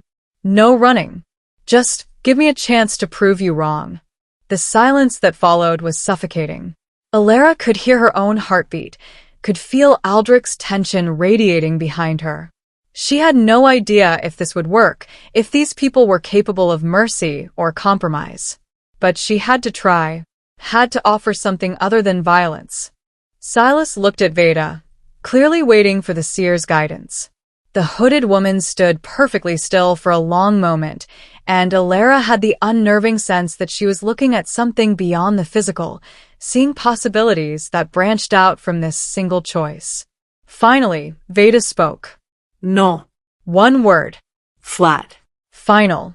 And with it, Alara felt the last fragile hope crumble. The futures where she lives all lead to catastrophe. There is no redemption here. No path where she learns control and lives peacefully among us. There is only fire and death, and the end of everything we have built. I am sorry, child, but your existence is incompatible with our survival. The words were delivered gently, almost kindly, which somehow made them worse. Veda was not speaking from hate or fear. She genuinely believed that Alara had to die, that it was the only way to save their world. And maybe she was right. Maybe all those futures she had seen were real. Maybe Alara was doomed to become the monster they feared no matter how hard she tried to be something else. The thought made something inside her want to break, want to give up and accept that this was always how it was going to end. But then Aldrich stepped up beside her, his hand finding her shoulder, steady and warm and real. "Your visions are not absolute, seer. The future is not set. And I will not let you execute someone based on possibilities rather than actions." "Then you will die with her," Silas said, and there was genuine regret in his voice. "I am sorry, Prince. But we cannot allow sentiment to endanger the realm. When your father hears what happened, he will understand. He will know we did what was necessary." He lowered his hand, the signal to attack, and everything erupted into chaos. The wolves surged forward as one, a wave of fur and fangs and deadly intent. Aldrich shifted instantly, his change explosive, and his massive black wolf form crashed into the first wave, scattering them with the sheer force of his impact. Alara stumbled back, her mind struggling to process the sudden violence, The snarls and the snap of jaws, and the way Aldrich moved through the attacking pack like a force of nature. But he was 1 against 22. And no matter how powerful he was, the numbers were not in his favor. 2 wolves broke past him, heading straight for Alara.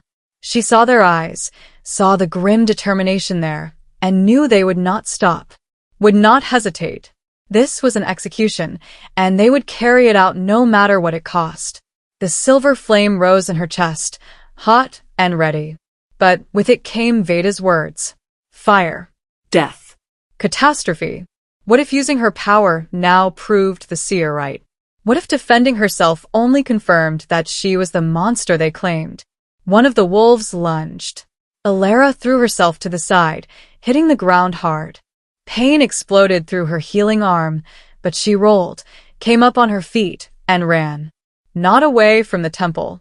Deeper into it, into the maze of ruined walls and collapsed chambers, looking for anything that could be used as cover, as a weapon, as a way to survive without unleashing the thing they all feared. She heard the wolves behind her, heard their claws clicking on ancient stone, heard their panting breaths as they closed the distance. Her lungs burned, her legs screamed, and her mind kept circling back to the same terrible truth. She could not win this without her power. But using her power meant becoming what they said she was. There was no right choice. No good option. Just different flavors of doom. Alara burst into what must have once been a grand hall, its ceiling long since collapsed, its floor littered with rubble. She spun, putting her back to one of the few still standing walls, and finally let the silver flame rise into her hands. Not much. Just enough to show she was armed. Just enough to make them hesitate. The 2 wolves stalked into the hall, separating to flank her from different angles. Smart. Coordinated. And utterly without mercy. Please, she gasped out, hating the desperation in her voice. Please do not make me do this. I do not want to hurt you. They did not respond. Could not in wolf form. But she saw the answer in their eyes. This was not personal. This was duty. This was them following orders to eliminate a threat. She was not a person to them. She was a problem to be solved. The wolf on her left fainted. The one on her right attacked.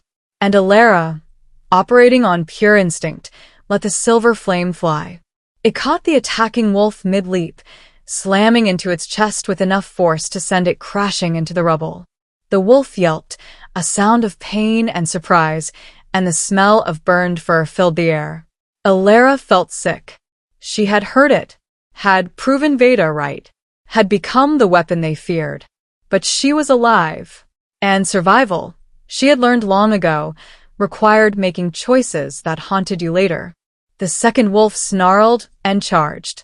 Alara raised her hands, ready to defend herself again, but before she could release another blast of flame, a massive black shape slammed into the wolf from the side.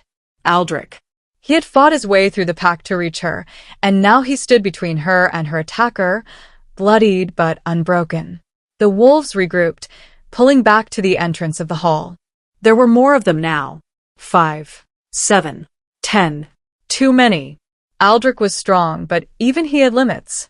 And Alara could see the wounds on him, the places where claws and teeth had found their mark. They were not going to win this.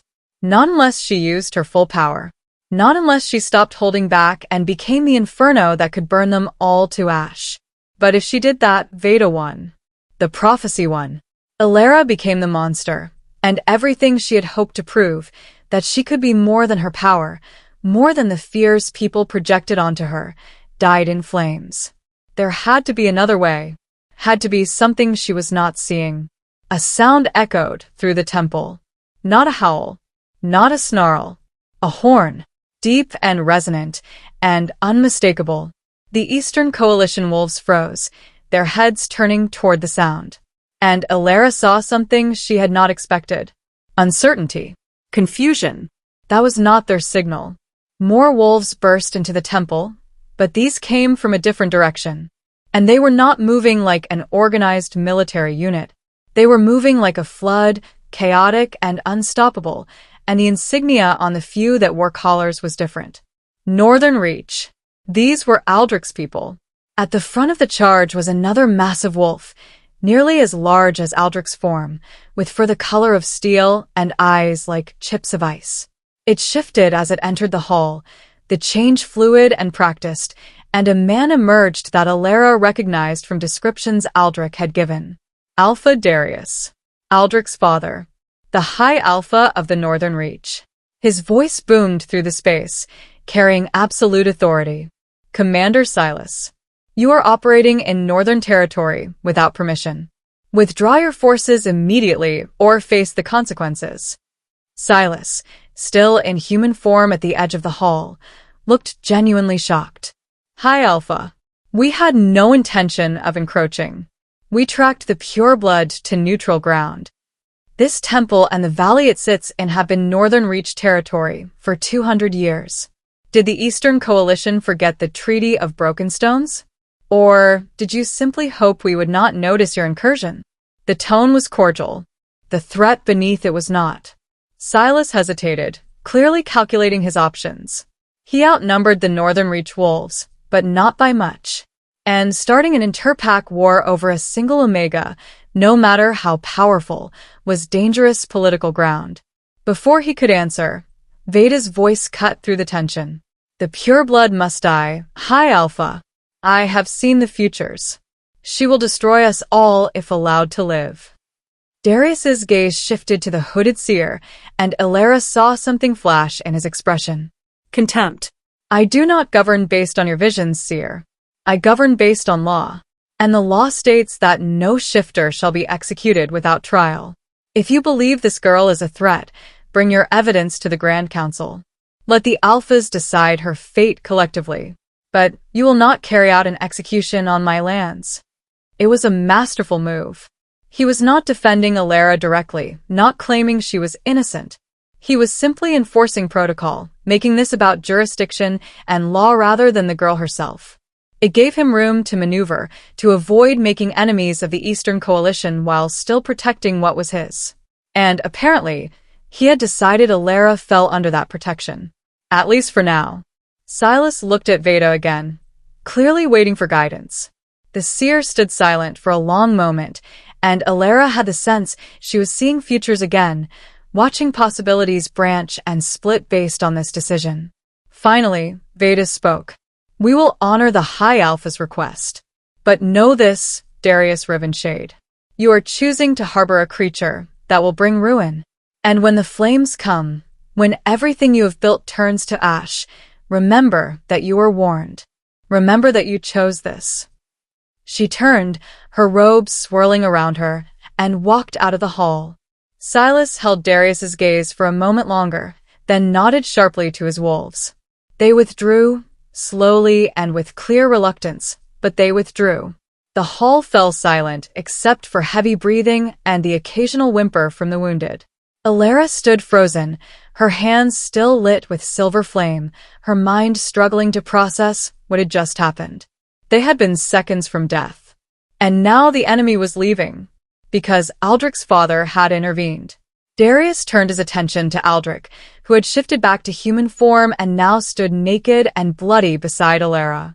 The High Alpha's expression was unreadable, but there was a weight to his gaze that made Alara want to shrink back, to make herself smaller. Aldrich, we will speak.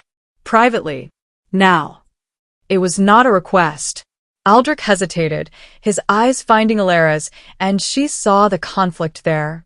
He did not want to leave her, did not want to let her out of his sight. But this was his father, his Alpha.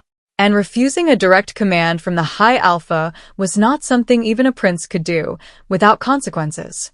Aldrich reached out, his hand cupping Alara's face for just a moment. It will be okay. I will explain everything. He will understand. Alara wanted to believe him, wanted to trust that the man who had just saved their lives would be reasonable, would listen. But she had seen the look in Darius's eyes. And it was not the look of someone who was happy with their son's choices. Aldrich pulled away, following his father out of the hall. The Northern Reach wolves remained, forming a loose circle around Alara that might have been protective or might have been a cage. She could not tell which.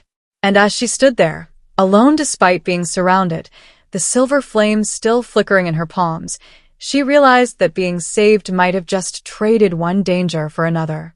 Because now she was not just hunted by enemies.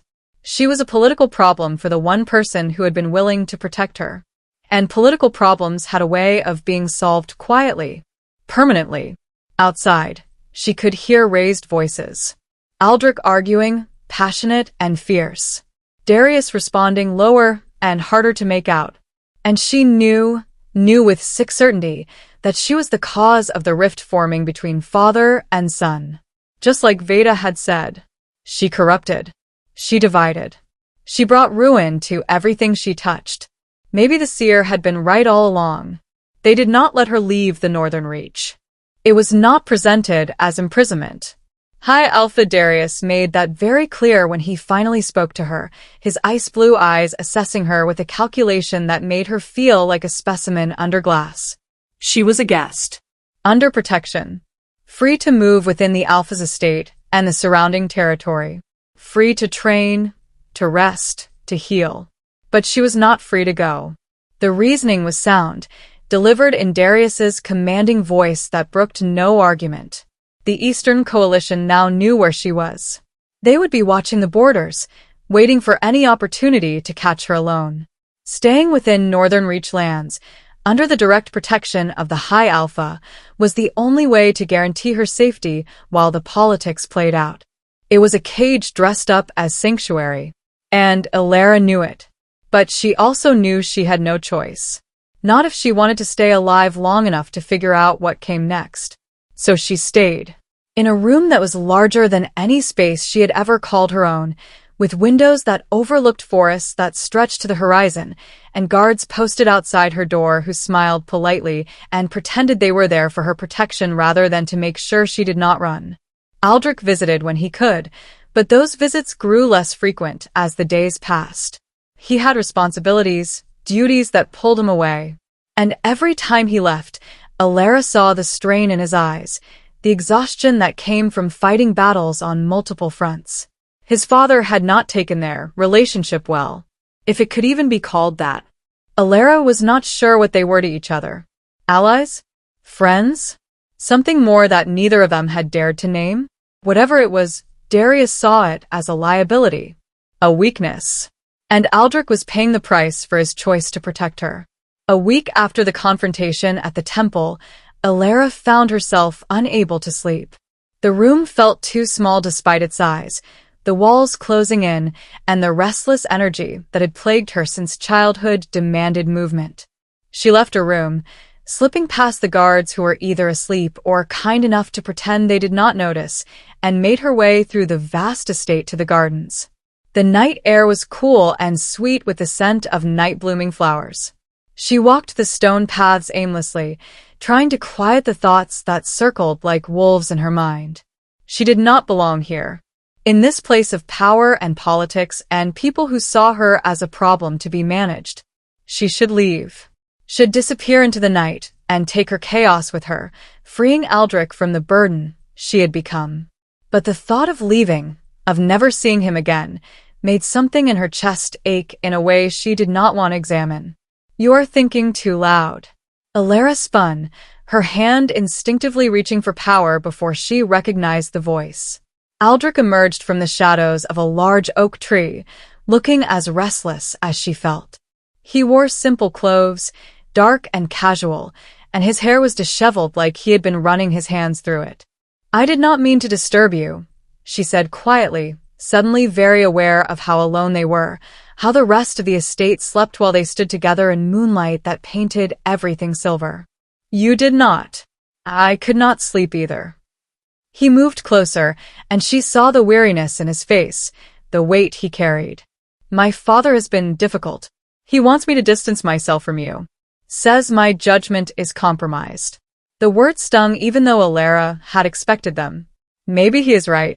Maybe you should listen to him. Aldrich's eyes flashed. Do not do that. Do not try to push me away, because you think it is for my own good. I am destroying your relationship with your father. My father is wrong. Aldrich closed the remaining distance between them, and suddenly he was close enough that she could feel the heat radiating from his body. He sees you as a political problem, a threat to be managed or eliminated. But I see you, Elara. I see a woman who has survived impossible odds, who carries unimaginable power and still chooses mercy over vengeance, who stood in front of an army and offered peace even though they came to kill her. His hand came up, hesitant, and gently brushed a strand of hair from her face. The touch sent electricity racing across her skin. You are not a burden. You are not a mistake. And I do not care what my father thinks about my judgment. Some things are worth fighting for. Elara's breath caught. The way he was looking at her, the raw honesty in his voice, made her want things she had no right to want. Made her imagine futures that could never exist for someone like her. You barely know me, she whispered, but even as she said it, she knew it was not quite true. They had shared more in the past weeks than she had shared with anyone in years, had bared pieces of themselves that were usually kept hidden. I know enough. Aldrich's thumb traced along her cheekbone, a touch so gentle it made her want to cry. I know that you read poetry when you think no one is watching, that you sing quietly when you tend the plants in the greenhouse, that you cry in your sleep sometimes, and it tears me apart because I cannot do anything to chase away whatever nightmares haunt you. He had noticed all of that, had been paying that much attention. I know that you take your coffee with honey and no cream, that you are terrified of thunderstorms but pretend you are not, that you have a scar on your left shoulder shaped like a crescent moon, and you never talk about how you got it. I know that you are the strongest person I have ever met, and you do not even realize it because you have spent so long being told you are weak. Each observation landed like a caress, like proof that she was seen, really seen, by someone who cared enough to notice the details. Aldrich. She did not even know what she was trying to say. Just his name, spoken like a prayer or a plea. His forehead rested against hers, and she felt his breath ghost across her lips. Tell me to stop. Tell me you do not feel this too, and I will walk away. I will give you space. But if there is even a chance that you feel a fraction of what I feel when I look at you, then please do not push me away. Feel what he felt. Elara did not even have words for the tangle of emotions in her chest. Want and fear and hope and terror all wrapped together so tightly she could not tell where one ended and another began. She should tell him to stop. Should protect him from the disaster that being close to her would inevitably bring. Should be strong enough to walk away. But she was so tired of being strong. So tired of being alone. Her hands came up, fisting in the fabric of his shirt, and she made a decision that was probably stupid and definitely reckless and completely, utterly honest. I feel it, she breathed. I feel it, and it terrifies me because everyone I have ever cared about ends up hurt or dead or wishing they had never met me. And I cannot lose you too, Aldrich. I cannot survive watching you realize I am not worth the cost of protecting me. Never. The word was fierce, absolute. That will never happen. You are worth everything, Elara. Everything. And then his lips found hers. The kiss was soft at first, questioning, giving her every chance to pull away. But Elara did not pull away. She leaned in, kissing him back with all the desperate longing she had been trying to deny, and felt something inside her crack open. Not break. Open. Like a door she had kept locked for so long she forgot it could still swing wide. Aldrich's arms wrapped around her, pulling her closer, and she went willingly, pressing against him like she could merge their bodies, their souls, their broken pieces into something whole. His mouth was warm and sure and tasted like mint and something uniquely him, and she could not get enough. This was dangerous. This was foolish. This was going to end in heartbreak. But right now, with moonlight washing over them and his heart beating against hers, Elara did not care.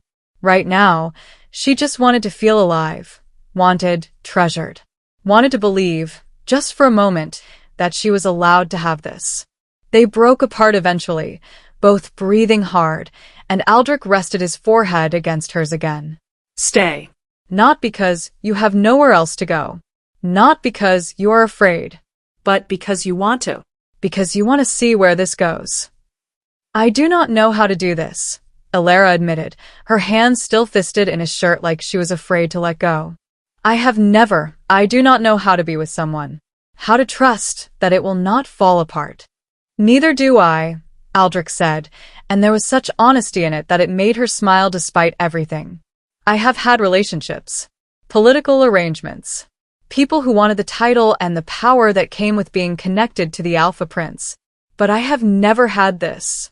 Never felt like someone saw past the position to the person underneath. We can figure it out together. Make mistakes together. Learn together. Together. That word again.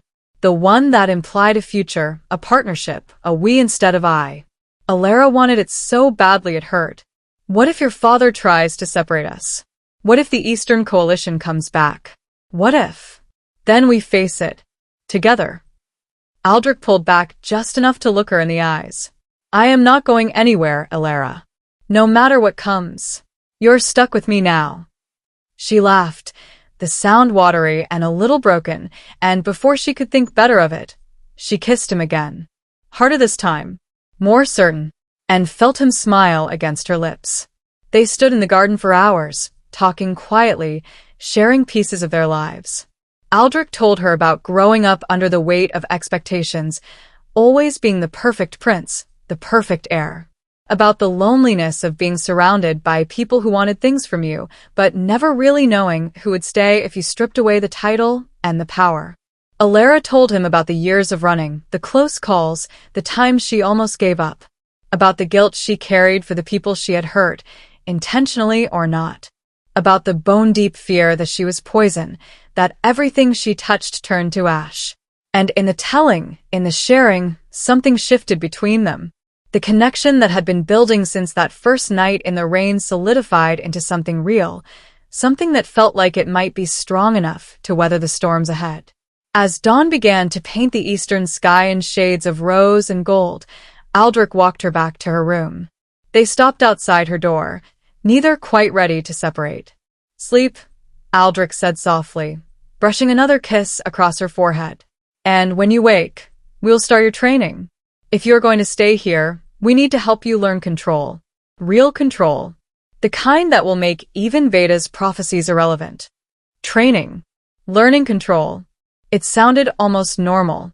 Almost like she could have a future that did not involve constantly running or fighting for survival. Almost like she could have a life. Aldrich, she said as he started to turn away. He looked back, golden eyes warm in the pre-dawn light. Thank you. For seeing me. For not giving up. His smile was soft and infinitely precious. Always, Alara. Always. He left, and Alara entered her room, closing the door behind her. She leaned against it, her fingers touching her lips where she could still feel the ghost of his kiss, and for the first time in longer than she could remember, she felt something dangerous bloom in her chest. Hope. Real, fragile, terrifying hope that maybe, just maybe, she had found something worth fighting for. Someone worth trusting. And as she finally crawled into bed and let exhaustion pull her under, her dreams were not filled with fire and destruction. They were filled with gold eyes and gentle touches and the possibility of a tomorrow that did not end in ash. The summons came 3 weeks later. Alara had fallen into a routine. Mornings spent training with Aldrich and a few trusted members of his guard, learning not just control but combat, strategy, how to use her power defensively instead of just as a weapon. Afternoons in the library, reading everything she could find about Pureblood history, about the fracturing, trying to understand where she came from. Evenings with Aldrich, stolen moments in gardens and quiet corners, building something fragile and precious between them. She had almost let herself believe it could last. The messenger arrived during breakfast, a young wolf barely out of adolescence who looked terrified to be delivering news to the High Alpha's table. Darius took the sealed letter, read it in silence, and then his ice-blue eyes found Alara across the table. The Grand Council has been convened. They will hear the Eastern Coalition's petition regarding your status. We leave at dawn. The words fell like stones into still water, sending ripples of dread through Alara's entire body. The Grand Council, the gathering of all major alpha leaders, convened only for matters that affected the entire shifter realm. They had the power to make laws, settle disputes between packs, and pass judgment on threats to their collective survival. And she was about to be put on trial. Aldrich's hand found hers under the table, squeezing tightly. She has not committed any crime. There is no grounds for. The Eastern Coalition claims her very existence is a crime against the stability of the realm. Darius's tone was neutral, but Alara heard the warning underneath. We will present our counterargument, but the council will make the final determination. Our counterargument, like Alara, was a debate topic rather than a person whose life hung in the balance. The journey to the council grounds took 2 days. They traveled with an escort of Northern Reach wolves, Aldrich constantly at her side, and Darius maintaining a careful distance. The High Alpha had not warmed to Alara despite her weeks under his roof. If anything, he seemed more convinced that she was a liability, a problem that his son's infatuation had created. The council grounds were located in neutral territory, a vast complex of ancient buildings that predated even the fracturing. Alphas from every major pack were already arriving when they got there, their banners flying, their guards forming small armies around the perimeter. Alara felt their eyes on her, felt the weight of their judgment, their fear, their curiosity. Word had spread about the Pureblood Omega, about the confrontation at the temple, about the prophecies and the power and the danger she represented. She was an exhibit, a curiosity, a monster dressed in human skin. The trial, because that was what it was, no matter what they called it, began at sunset. The main hall was circular, tiered seating rising up on all sides, with the accused standing in the center for all to see and judge. Alara stood alone in that center circle, feeling exposed and small despite the silver flame that hummed beneath her skin, ready to defend her if needed.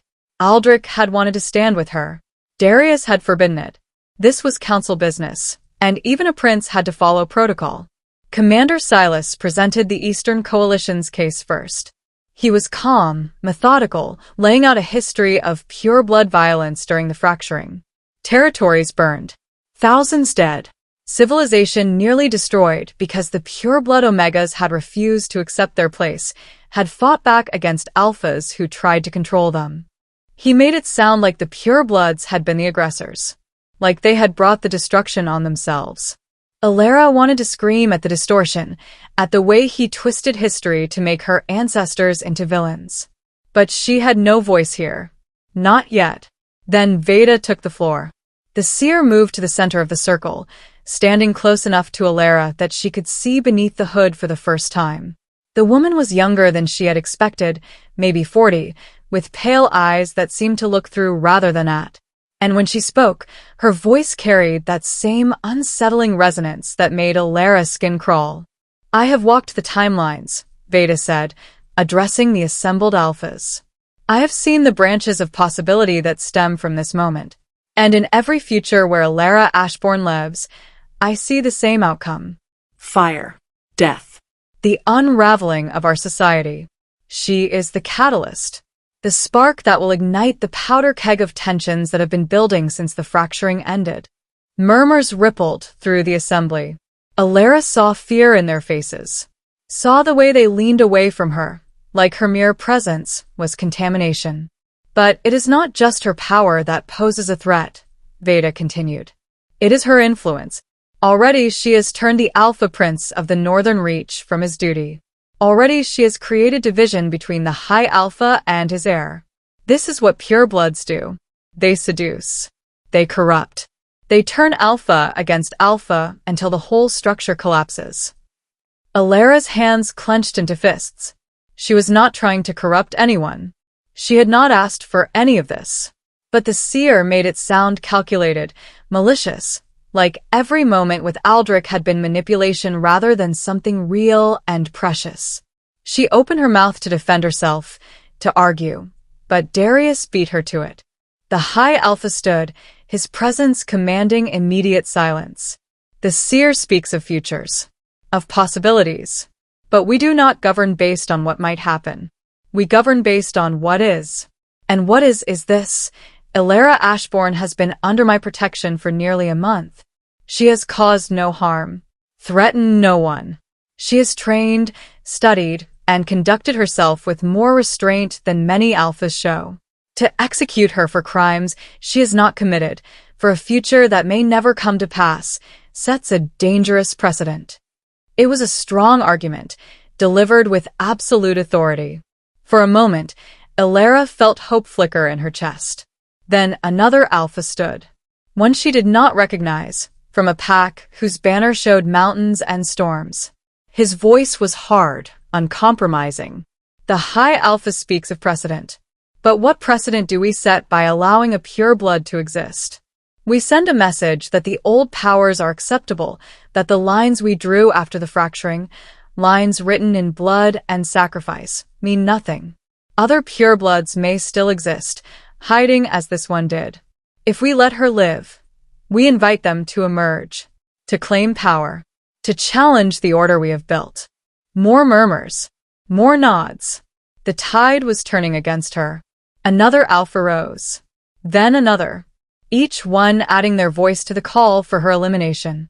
Not out of cruelty, they insisted. Out of necessity. Out of the need to protect their people from a threat they could not afford to ignore. Elara stood in the center of the circle and felt the verdict forming around her like a noose. They had already decided. This trial was a formality, a way to make her execution look justified, legal, sanctioned by the highest authority in their world. She was going to die. And there was nothing she could do to stop it. Then Aldrich was standing, his voice ringing out across the assembly. You speak of precedent, of order, but what about justice? What about the right of every shifter to be judged on their actions rather than their bloodline? If we execute Elara for the crime of being born, we become exactly what the purebloods fought against during the fracturing. We become tyrants who rule through fear rather than law. Darius's hand shot out, grabbing his son's arm. Sit down. You are out of line. But Aldrich pulled away, moving toward the center circle, toward Elara. No. I will not sit down. I will not be silent while you condemn an innocent woman because she makes you uncomfortable, because her power challenges yours, because you are too afraid to imagine a world where strength does not require submission. The assembly erupted. Voices raised in shock, in anger, in support and condemnation. Darius stood frozen, his expression a mixture of fury and something that might have been grief. His son was defying him publicly, in front of every alpha leader in the realm. The political damage was catastrophic. Aldrich reached Elara, taking her hand. If you execute her, you execute me as well. Because I will not live in a world that chooses fear over compassion, that sacrifices the innocent to maintain power. No. No. Elara tried to pull her hand away, tried to make him see that this was suicide, that he was throwing away everything, his position, his future, his life, for her. But he held on, his grip unbreakable. Veda's voice cut through the chaos. You see? You see what she has done? The prince is willing to die for her. To betray his own kind. This is the corruption I warned you about. This is how purebloods destroy us. Not with fire. With love. With bonds that turn us against each other. And in that moment, Elara saw the trap. Saw how thoroughly Veda had manipulated this entire situation. If Elara lived, she was proof that the seer's visions were right, that purebloods corrupted and divided. If Elara died, Veda eliminated a threat and proved her power to see and shape futures. There was no winning, no way out, unless... Elara's mind raced, calculating odds, weighing costs. She looked at Aldrich, at the desperate love in his eyes, and felt something in her chest shatter and reform into something harder, sharper. She loved him. The realization was sudden and absolute and devastating. She loved him, which meant she could not let him die for her. Could not let him sacrifice everything because she had been too weak, too selfish, to do what needed to be done. There was only one way to save him. One way to end this without destroying everything he would become. She had to become the monster they feared. Alara pulled her hand from Aldrich's grip. The silver flame rose in her palms, bright and hot and deadly. The assembly gasped, guards moving forward with weapons drawn. But she did not attack, did not lash out. She just stood there, power blazing, and let them see exactly what they feared. "You are right," she said, her voice carrying across the sudden silence. "I am dangerous. I am powerful. And I could burn every one of you to ash where you sit if I wanted to." Aldrich was shaking his head, reaching for her. "Alara, no, what are you?" "But I will not." She met Veda's pale eyes across the circle. "Not because I am weak. Not because I am afraid. But because I am choosing not to. I am choosing to leave. To go somewhere far from your territories, your politics, your fears. You will never see me again. Never have to worry about what I might do, what futures I might create. I will disappear, and your precious order will remain intact." It was exile. Self-imposed, but exile nonetheless. The very thing she had been running from her entire life, she was now choosing freely. "Alara, please." Aldrich's voice broke, and the sound nearly shattered her resolves. She looked at him, memorizing every detail of his face, the gold eyes that had seen her, really seen her, for the first time in her life. "This is the only way. You know it is. If I stay, they will kill us both.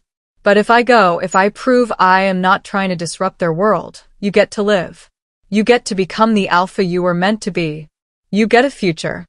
I do not want a future without you in it." The words were everything. And they changed nothing. Alara turned to the assembled alphas, to Darius, who watched with an unreadable expression, to Veda, who had orchestrated this entire nightmare. "I will leave at first light. You have my word. The pureblood threat you fear so much will vanish, and you can all go back to pretending your world is safe and ordered and just."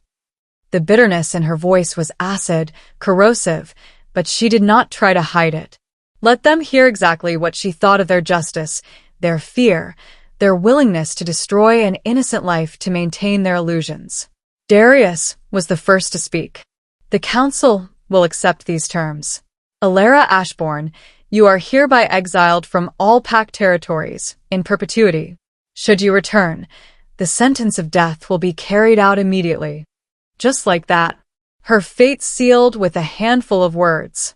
The assembly began to disperse, the Alpha satisfied that the threat had been handled, that their world was safe once more.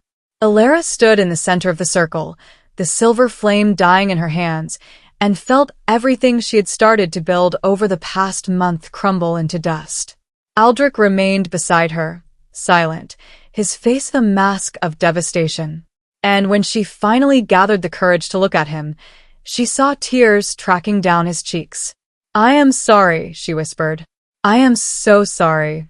He shook his head, unable to speak, and pulled her into his arms one last time. She let herself have this moment, this final embrace, memorizing the feel of him, the scent of him, the steady beat of his heart beneath her ear.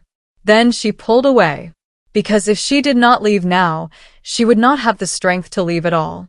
And as she walked out of the council hall, alone and exiled and carrying a broken heart that would never fully heal, she heard Veda's voice one last time, soft and satisfied. "The prophecy is fulfilled. She chooses fire and walks into darkness. Just as I foresaw." Alara kept walking, kept moving, even as everything inside her screamed to turn back, to fight, to burn the whole world down for taking away the one good thing she had ever found. But she did not, because she had made a choice. She would not be their monster, even if it meant being alone forever, even if it meant carrying the weight of what might have been for the rest of her life, even if it meant the prophecy won. The wilderness did not care about broken hearts. Alara had been walking for 6 days, moving steadily north and west, away from Pact territories, away from civilization, away from everything. She followed game trails and rivers, slept in caves or under the stars, and ate whatever she could forage or catch. The silver flame made hunting easy. A quick burst of controlled heat and small game was cooked before she even had to build a fire. The irony was not lost on her. The power they feared so much, the thing that had gotten her exiled, was now the only thing keeping her alive. She tried not to think about Aldrich. Tried not to remember the devastation on his face, the way his voice had broken when he begged her not to go. Tried not to wonder if he hated her now for making that choice without consulting him, for deciding his future as surely as the council had tried to decide hers. But the trying did not work. He was there in every quiet moment, every breath, every beat of her heart that felt wrong, like it was pumping blood through a body that was no longer whole. On the 7th day, she felt it. A pull. Faint at first, then growing stronger with each hour. It was not physical. It was deeper than that. A sensation in her bones, in her blood, like something was calling to her, drawing her toward a specific destination. She tried to ignore it. Tried to tell herself it was just exhaustion, just her mind playing tricks. But the pull only intensified, becoming impossible to resist. By nightfall, she found herself standing at the edge of a canyon she had not known existed. It was massive, carved deep into the earth, its walls glowing faintly with veins of some mineral that caught the moonlight and reflected it back in shades of silver and blue. And at the bottom, barely visible in the darkness, was a structure. Not ruins. Something active. Alive. Light emanated from windows and doorways, warm and inviting in a way that made Alara's chest ache with longing. She should turn back. Should keep moving. Whatever was down there, it was not meant for her. Nothing good was ever meant for her. But the pull is undeniable now, a compulsion that dragged her forward despite every instinct screaming at her to run.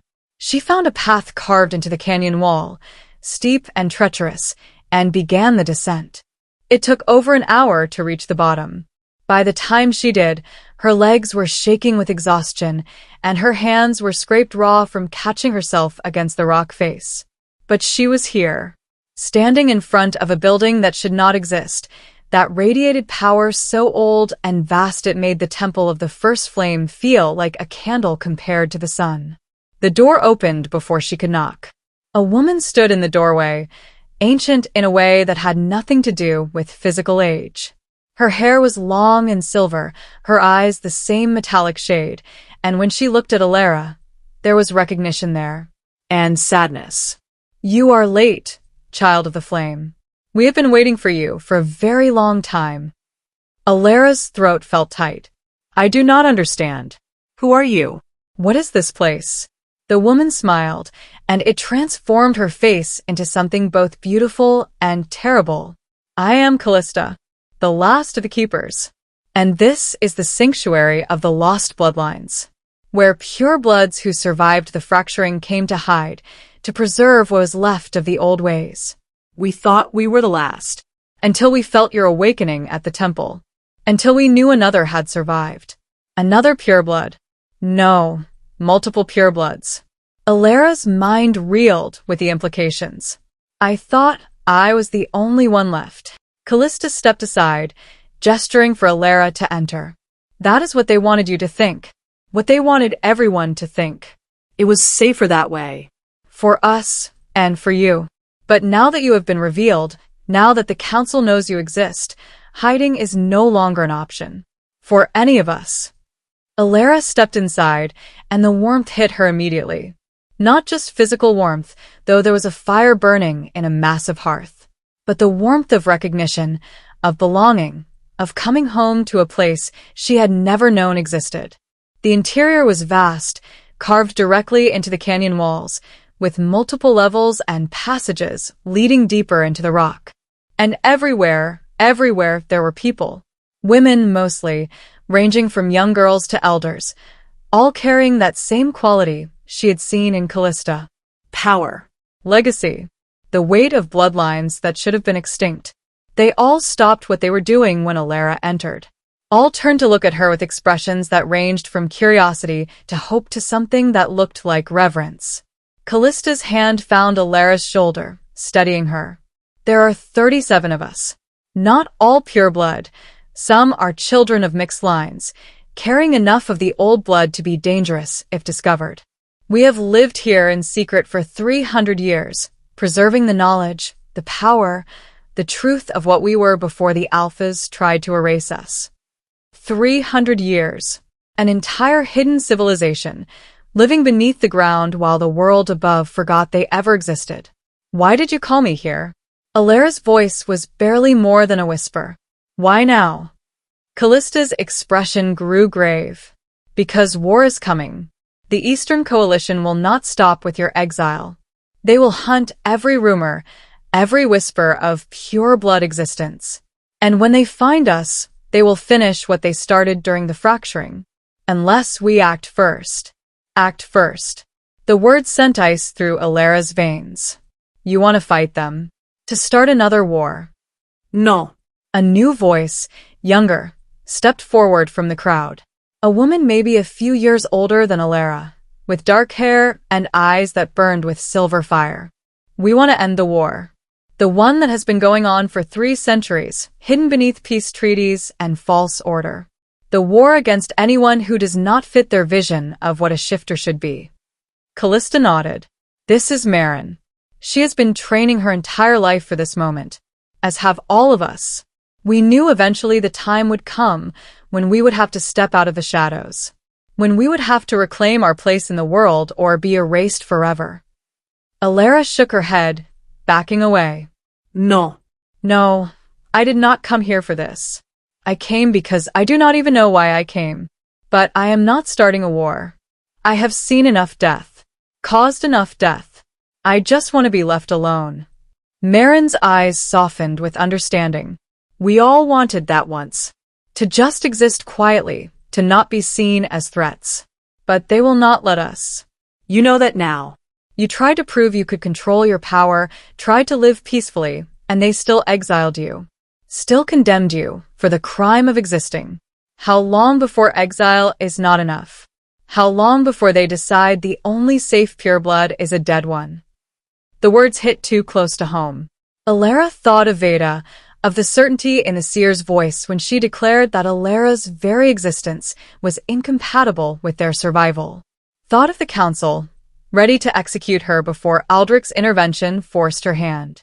Marin was right. Exile was just a temporary solution. Eventually, they would come for her again, would hunt her down to eliminate the threat permanently. What are you proposing? Alara asked, even though part of her did not want to know, did not want to be pulled into something that could only end in more bloodshed. Callista moved to a large table carved from stone, where maps were spread out showing the territories of every major pack. The Grand Council convenes again in 1 month. A regular session, meant to address routine matters of trade and borders. But we have intelligence that the Eastern Coalition plans to use it to push for a formal decree. One that makes pureblood existence illegal across all territories, with a bounty for any confirmed kills. A bounty? They were going to turn every shifter in the realm into a potential hunter, incentivized to track down and murder anyone suspected of carrying pure blood. Alara felt sick. We cannot let that decree pass, Marin said, her voice hard. Because if it does, we are all dead. Every pureblood in hiding, every mixed-blood child, everyone who carries even a trace of the old lines. They will be hunted down and slaughtered, and the world will call it justice. So we go to the council, Callista continued. All of us. We reveal ourselves. We stand before them and demand recognition. Not as threats, but as equals.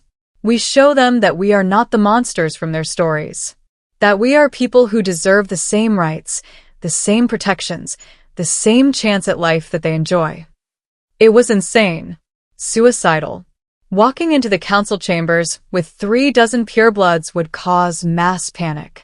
The guards would attack. The alphas would call it an invasion, an act of war. They would all die. But what was the alternative? Hiding forever? Waiting for the decree to pass, and then spending the rest of their lives running, always looking over their shoulders, always waiting for the hunters to find them? Alara thought of the young girls she had seen in the sanctuary.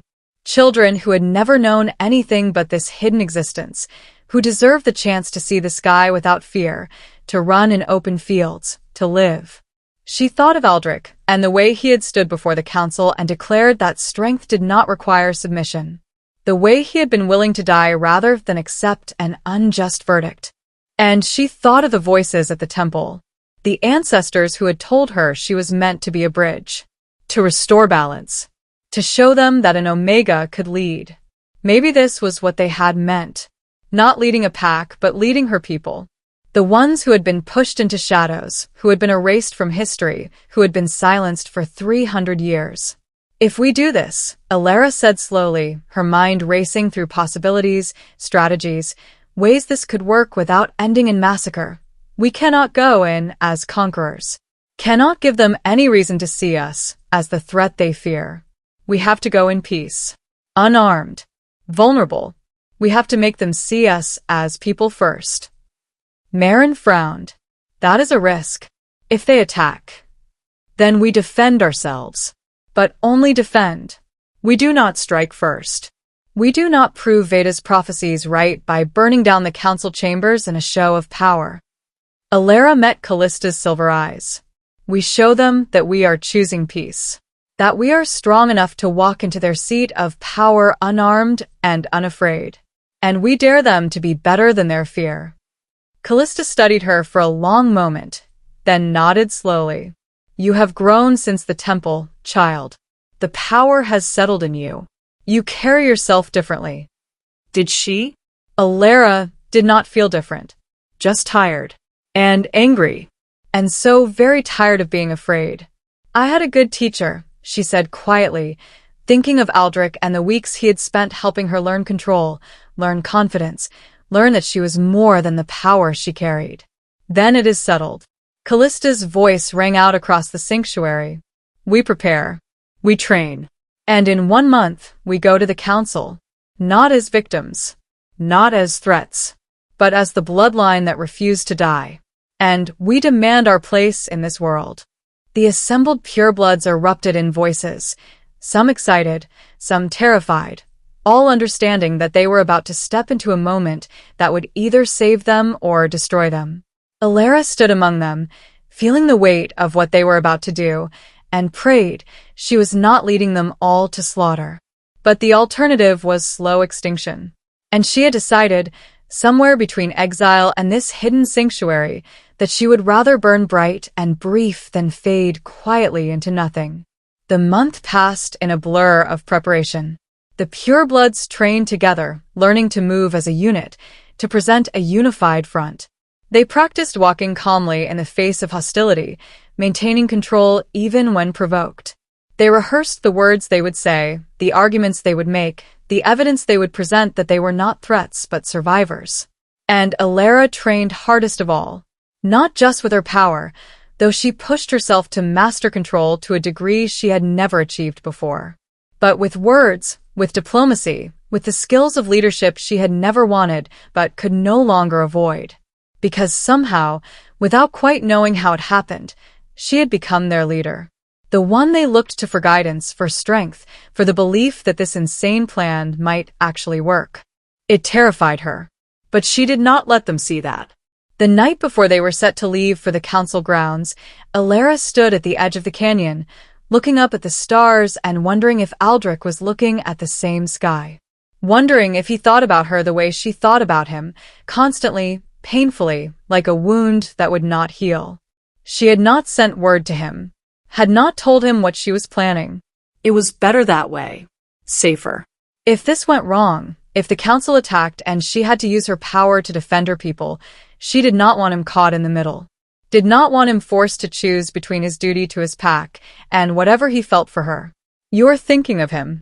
Marin appeared beside her, silent as a shadow. The Alpha Prince. Alara did not bother denying it. Is it that obvious? Only to someone who has seen that same look in the mirror. Marin's smile was sad. I loved an alpha once. Before I came here. Before I knew what I was. He was kind. Good. Everything you would want. But when my power manifested, when the silver fire showed itself, He looked at me like I was a stranger, like everything we had built was a lie. And he turned me over to his pack elders without hesitation. The pain in those words was old, but not healed. Alara understood it intimately. I am sorry. Marin shrugged. It taught me that love is not enough. Not when the world is built to keep us apart. Your prince may care for you, may even love you, but when the moment comes, when he is to choose between you and his duty, his pack, his future, what do you think he will choose?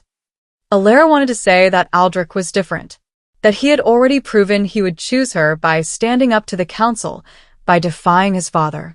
But doubt crept in, insidious and cruel. He had let her go, had not followed, had not fought harder to find another way. Maybe Marin was right.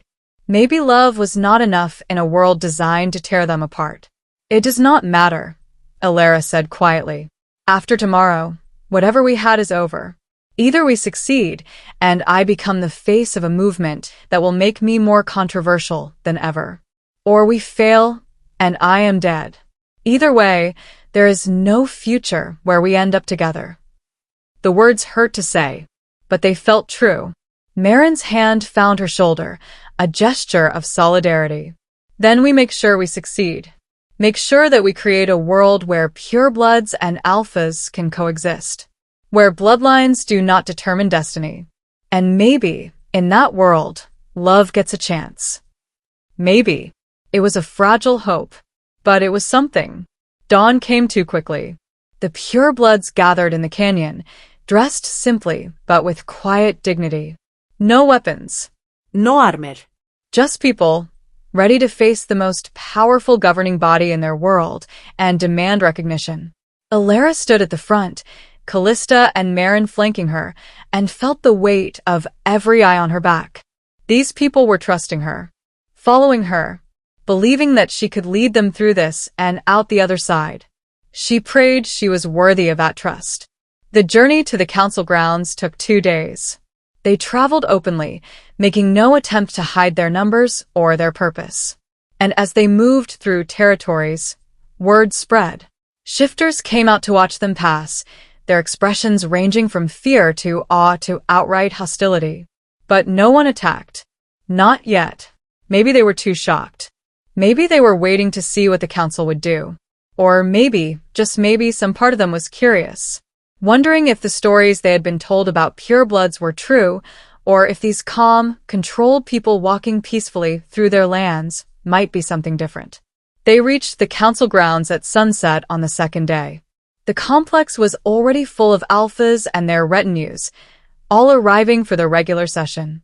But when the purebloods appeared, when 36 women walked calmly through the main gates, the entire complex went silent.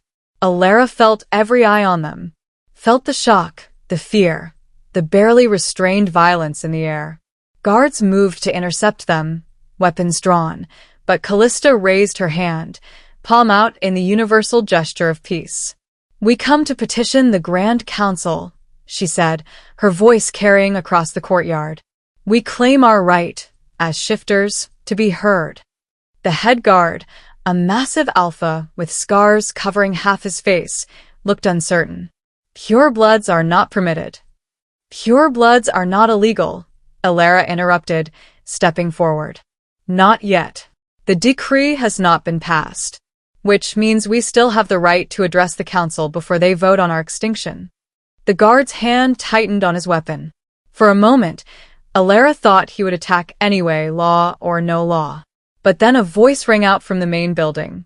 "Let them through." Darius. The high alpha stepped out onto the balcony overlooking the courtyard, his expression unreadable. But his eyes found Alara, and she saw something flicker there. Surprise. And perhaps the faintest hint of respect. If they wish to petition the council, they have that right. Escort them to the main hall. It was a command, and the guards had no choice but to obey.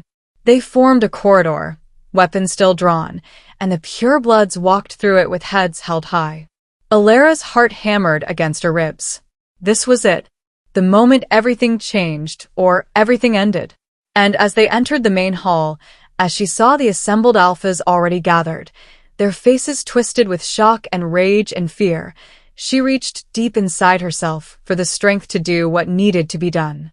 To stand before the people who wanted her dead and show them she was worth letting live. The hall fell silent as the purebloods filed in, taking positions along the back wall since there were no seats for them. Alara moved to the center of the circle, the same place she had stood during her trial, and this time she was not alone. This time she had her people behind her. Silas was the first to speak, his voice tight with barely controlled fury. This is an outrage. These creatures have no right to be here, no right to address the council. They have every right. Another voice, and Alara's breath caught. Aldrich. He stood in the section reserved for the Northern Reach delegation, and his eyes were locked on her with an intensity that made her knees weak. Unless the council has decided that shifter law no longer applies to those you fear.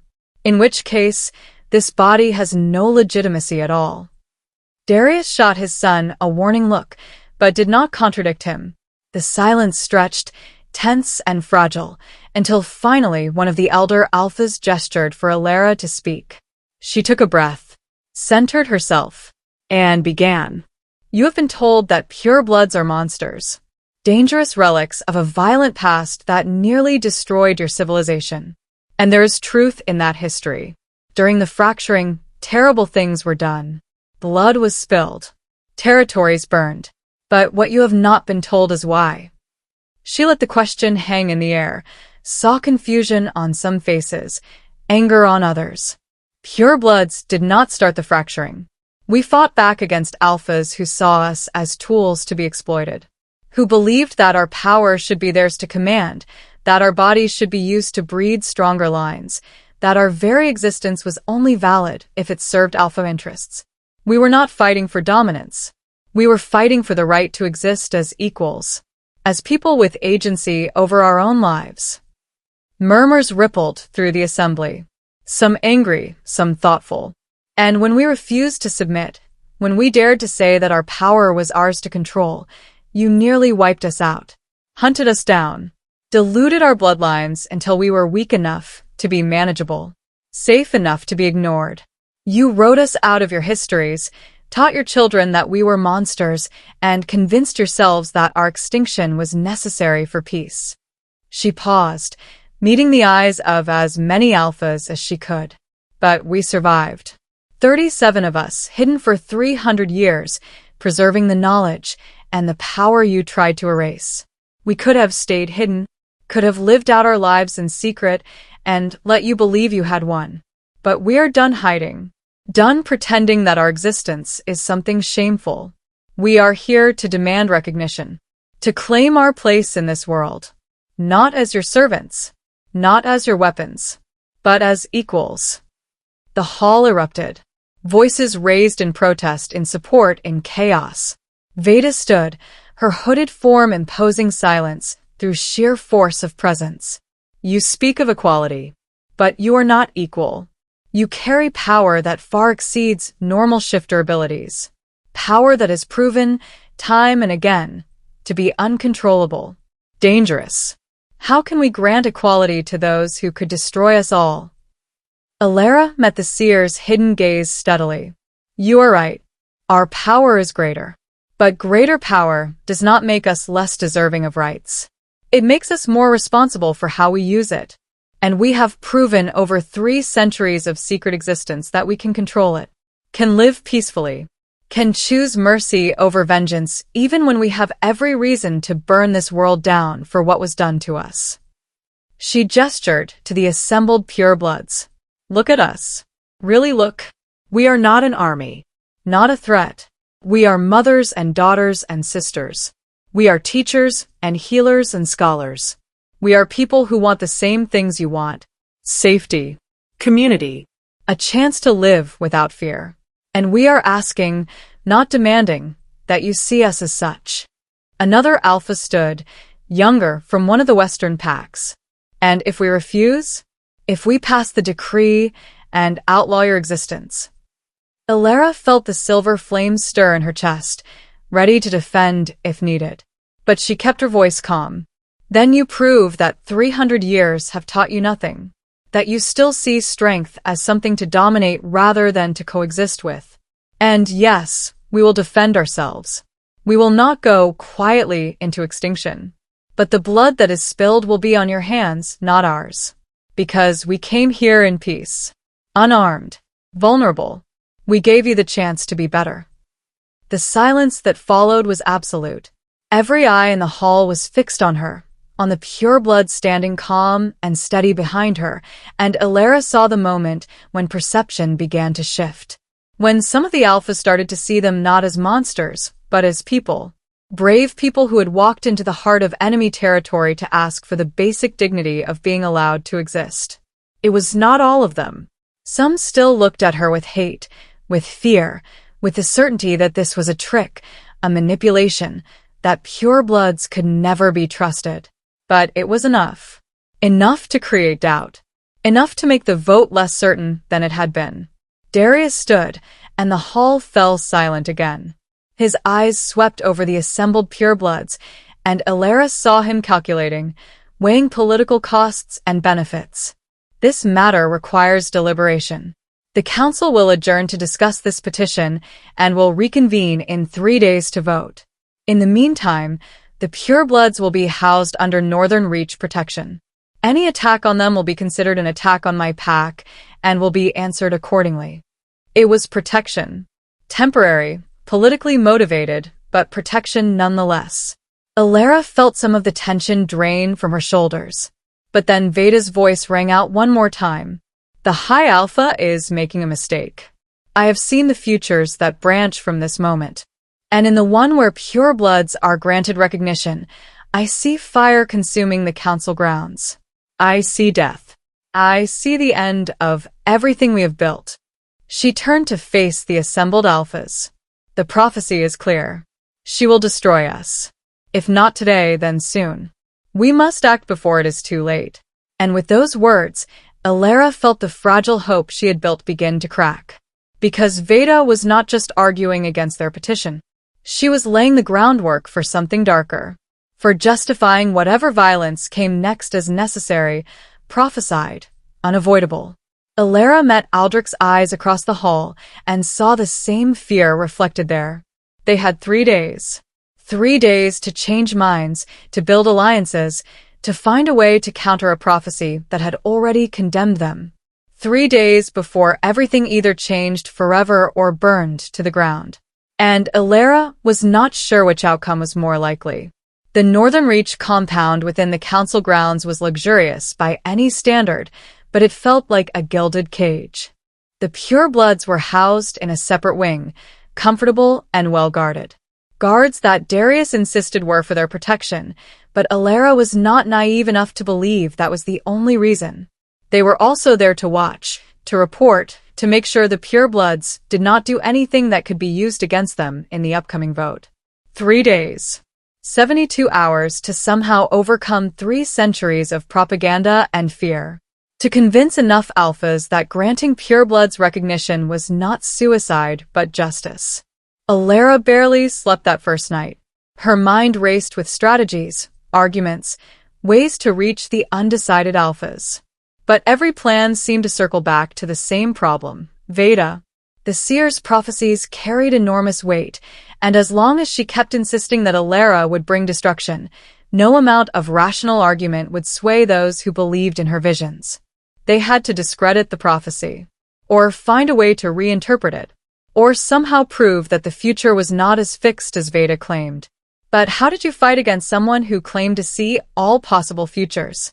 A soft knock on her door pulled Elara from her spiraling thoughts. She opened it to find Aldrich standing in the hallway, and the sight of him made her heart stutter in her chest. He looked exhausted. Shadows under his eyes, his jaw tight with stress, but those golden eyes still burned with the same intensity that had captured her from the first moment. "Can I come in?" His voice was quiet, careful, like he was not sure of his welcome. Elara stepped aside without a word, and he entered, his presence filling the room in a way that made the spacious quarters feel suddenly small and intimate. They stood in silence for a moment, the weight of everything unsaid hanging between them. Then Aldrich spoke, his voice rough with emotion. When you left, He stopped, running a hand through his hair. I wanted to follow you. Wanted to tear the realm apart looking for you. But my father convinced me that doing so would only make things worse. That if I openly defied the council's decree, it would undermine any chance of getting it overturned. So I stayed. And I have regretted it every single day since. Alara felt tears prick at her eyes. You made the right choice. If you had followed, Darius might have disowned you, and then you would not have been here to speak for us today. I do not care about being disowned. Aldrich moved closer, his hand reaching up to cup her face.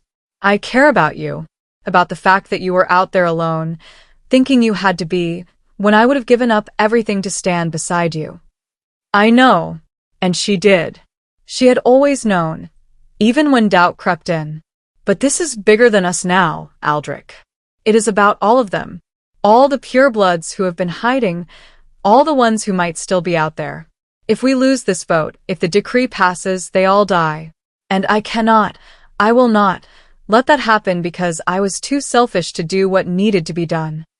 Aldrich's thumb traced across her cheekbone, wiping away a tear she had not realized had fallen. You are the least selfish person I have ever met. You walked into the council chambers knowing they might kill you on sight, and you did it anyway to protect your people. That is not selfishness, Alara. That is courage. The kind that makes legends. Legends. She did not want to be a legend. She just wanted to live. To have a life where she did not have to constantly fight for the right to exist. What if we lose? The question came out small, vulnerable. What if Veda's prophecies are enough to turn the vote against us? Aldrich's jaw tightened. Then we fight. My father has already committed Northern Reach resources to your protection. And there are other alphas, younger ones, who are tired of the old ways. Who see this as a chance to build something better. If the vote fails, we do not stop. We keep pushing, keep building alliances, until we have enough support to force change. It was a long game. One that could take years. Decades. And in the meantime, purebloods would still be hunted, still be in danger. But it was better than nothing. Better than giving up. I missed you. The words escaped before Alara could stop them, raw and honest. Every day. Every moment. I missed you so much it felt like I was missing part of myself. Aldrich's expression crumpled, and then he was pulling her into his arms, holding her so tightly she could barely breathe. She wrapped her arms around him and let herself have this. Let herself be held, be comforted, be weak for just a moment. Never again, Aldrich murmured into her hair. Never again, Alara. Whatever happens, whatever comes, we face it together. I will not lose you a second time. She wanted to promise the same. Wanted to tell him that they would find a way through this, that love would be enough. But the words stuck in her throat, because she had learned the hard way that the universe did not care about love. Did not care about what was fair or right or deserved. So instead, she just held him, memorized the feel of him, the scent of him, the steady beat of his heart. And she let herself believe, just for this moment, that maybe they would get their happy ending after all. The 3 days passed in a blur of meetings and negotiations. Alara and the other purebloods met with individual alphas, answering questions, demonstrating control of their powers, sharing their stories. Some were moved. Others remained hostile. But slowly, painfully, they began to build support. Aldrich was everywhere, using his influence, calling in favors, making promises on behalf of the Northern Reach.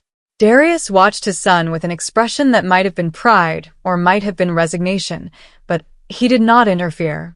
And that, Alara realized, was its own form of support. On the morning of the vote, Alara stood with her people in the main hall once more. The assembled alphas looked grim, the weight of the decision they were about to make evident in every face. The vote would be simple. Recognize purebloods as equal members of shifter society with all rights and protections, or pass the decree making their existence illegal and subject to execution. Life or death, decided by a show of hands. Darius called the hall to order. The question before the council is clear. Those in favor of granting purebloods full recognition and legal protection signify by raising your right hand. Alera's heart hammered against her ribs. She watched as hands began to rise. Aldrich's first, immediately. Then several other younger alphas. A few of the moderates. But not enough. Not nearly enough. Then Darius raised his hand. And the weight of the high alpha's vote swayed several more who had been wavering. Still not enough. Alera counted silently, desperately. They needed a majority. Needed just a few more votes. Please. Please let this be enough. But even as she watched, she saw the numbers. Saw that they were short. 3 votes short of a majority. The decree would pass. Pure bloods would be outlawed. And everything she had fought for, everything she had hoped, would die in this moment. Then something impossible happened. Veda stood, and slowly, deliberately, raised her hand. The hall erupted in shocked whispers. The seer, who had prophesied doom, who had argued for pure blood extinction, was voting for recognition? Veda's voice cut through the chaos. I have seen new futures. Branches that did not exist before. And in one of them, in the one where we choose courage over fear, where we grant recognition and trust in the possibility of change, I see something I have not seen in all my years of walking timelines. I see hope. Her pale eyes found Alera across the hall. The child of flame has proven me wrong. She walked into our seat of power unarmed and unafraid, and she offered peace when she could have chosen vengeance. That is not the action of a destroyer. That is the action of a leader. And perhaps the doom I foresaw was not her bringing fire to us. Perhaps it was us bringing fire to ourselves through fear and cruelty.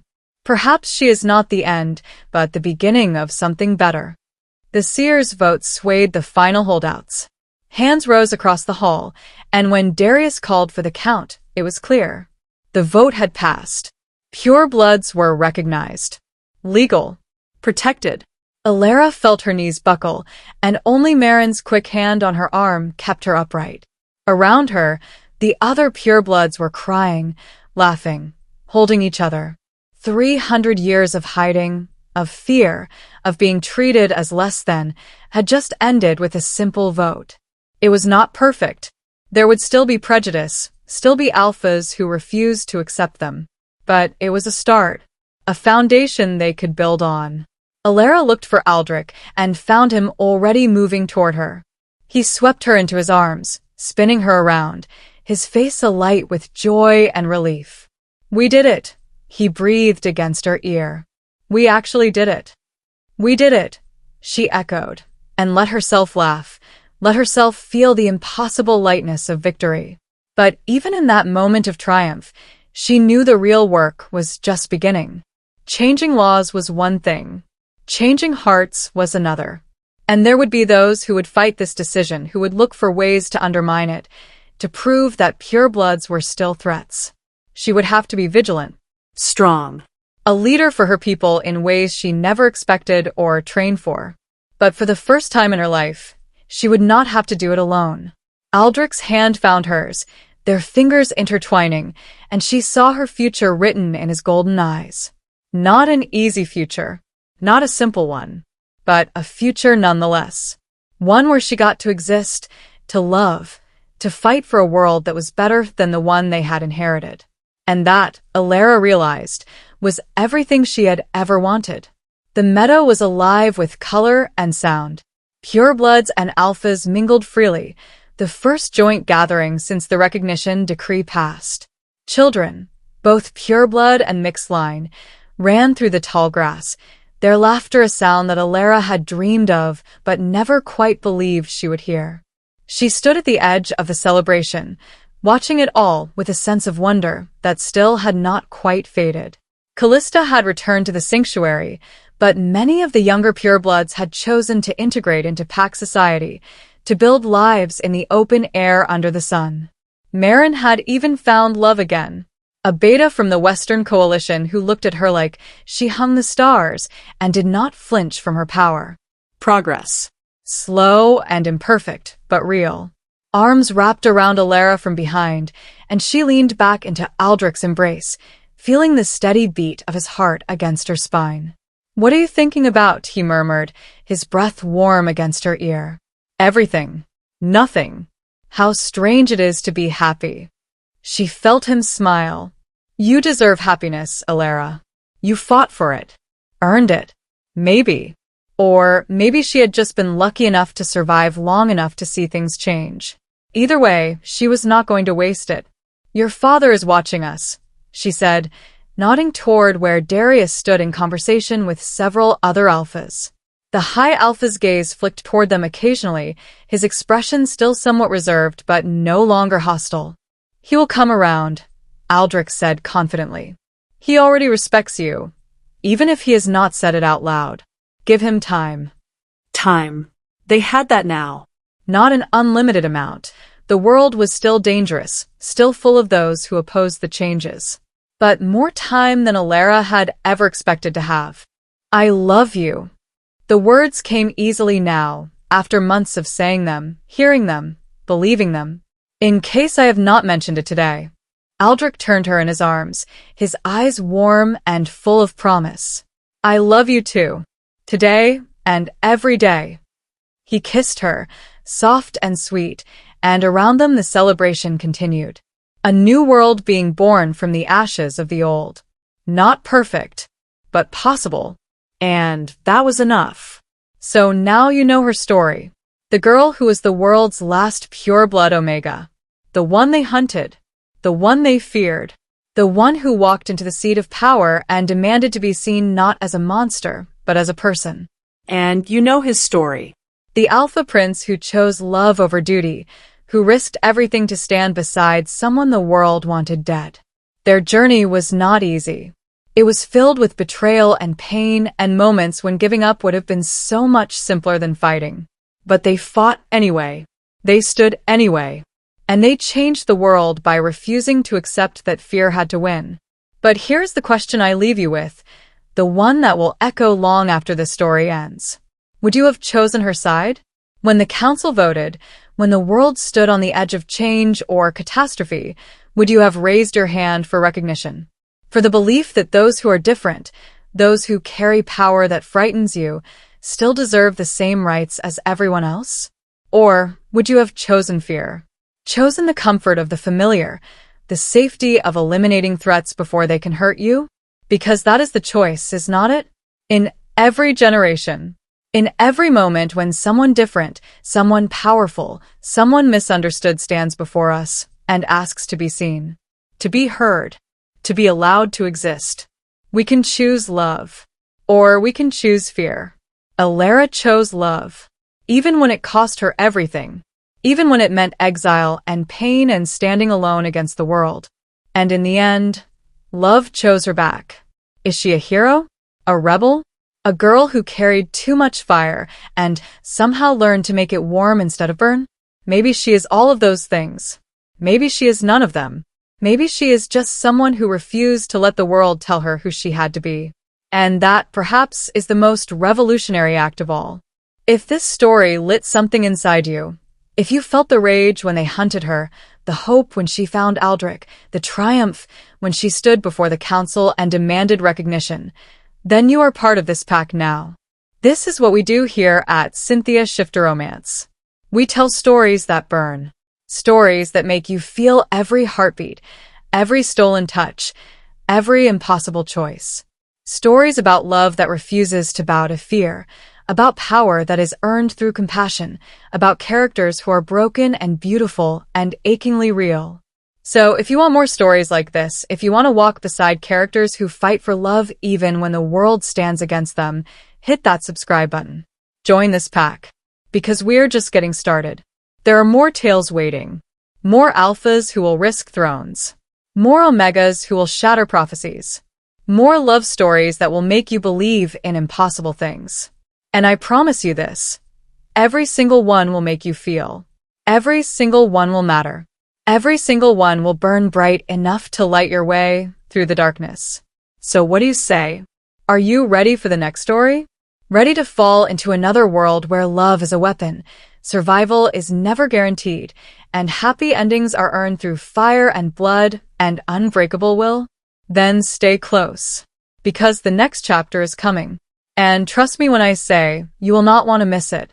This is Cynthia Shifter Romance, where stories do not just entertain, they transform. Welcome to the pack.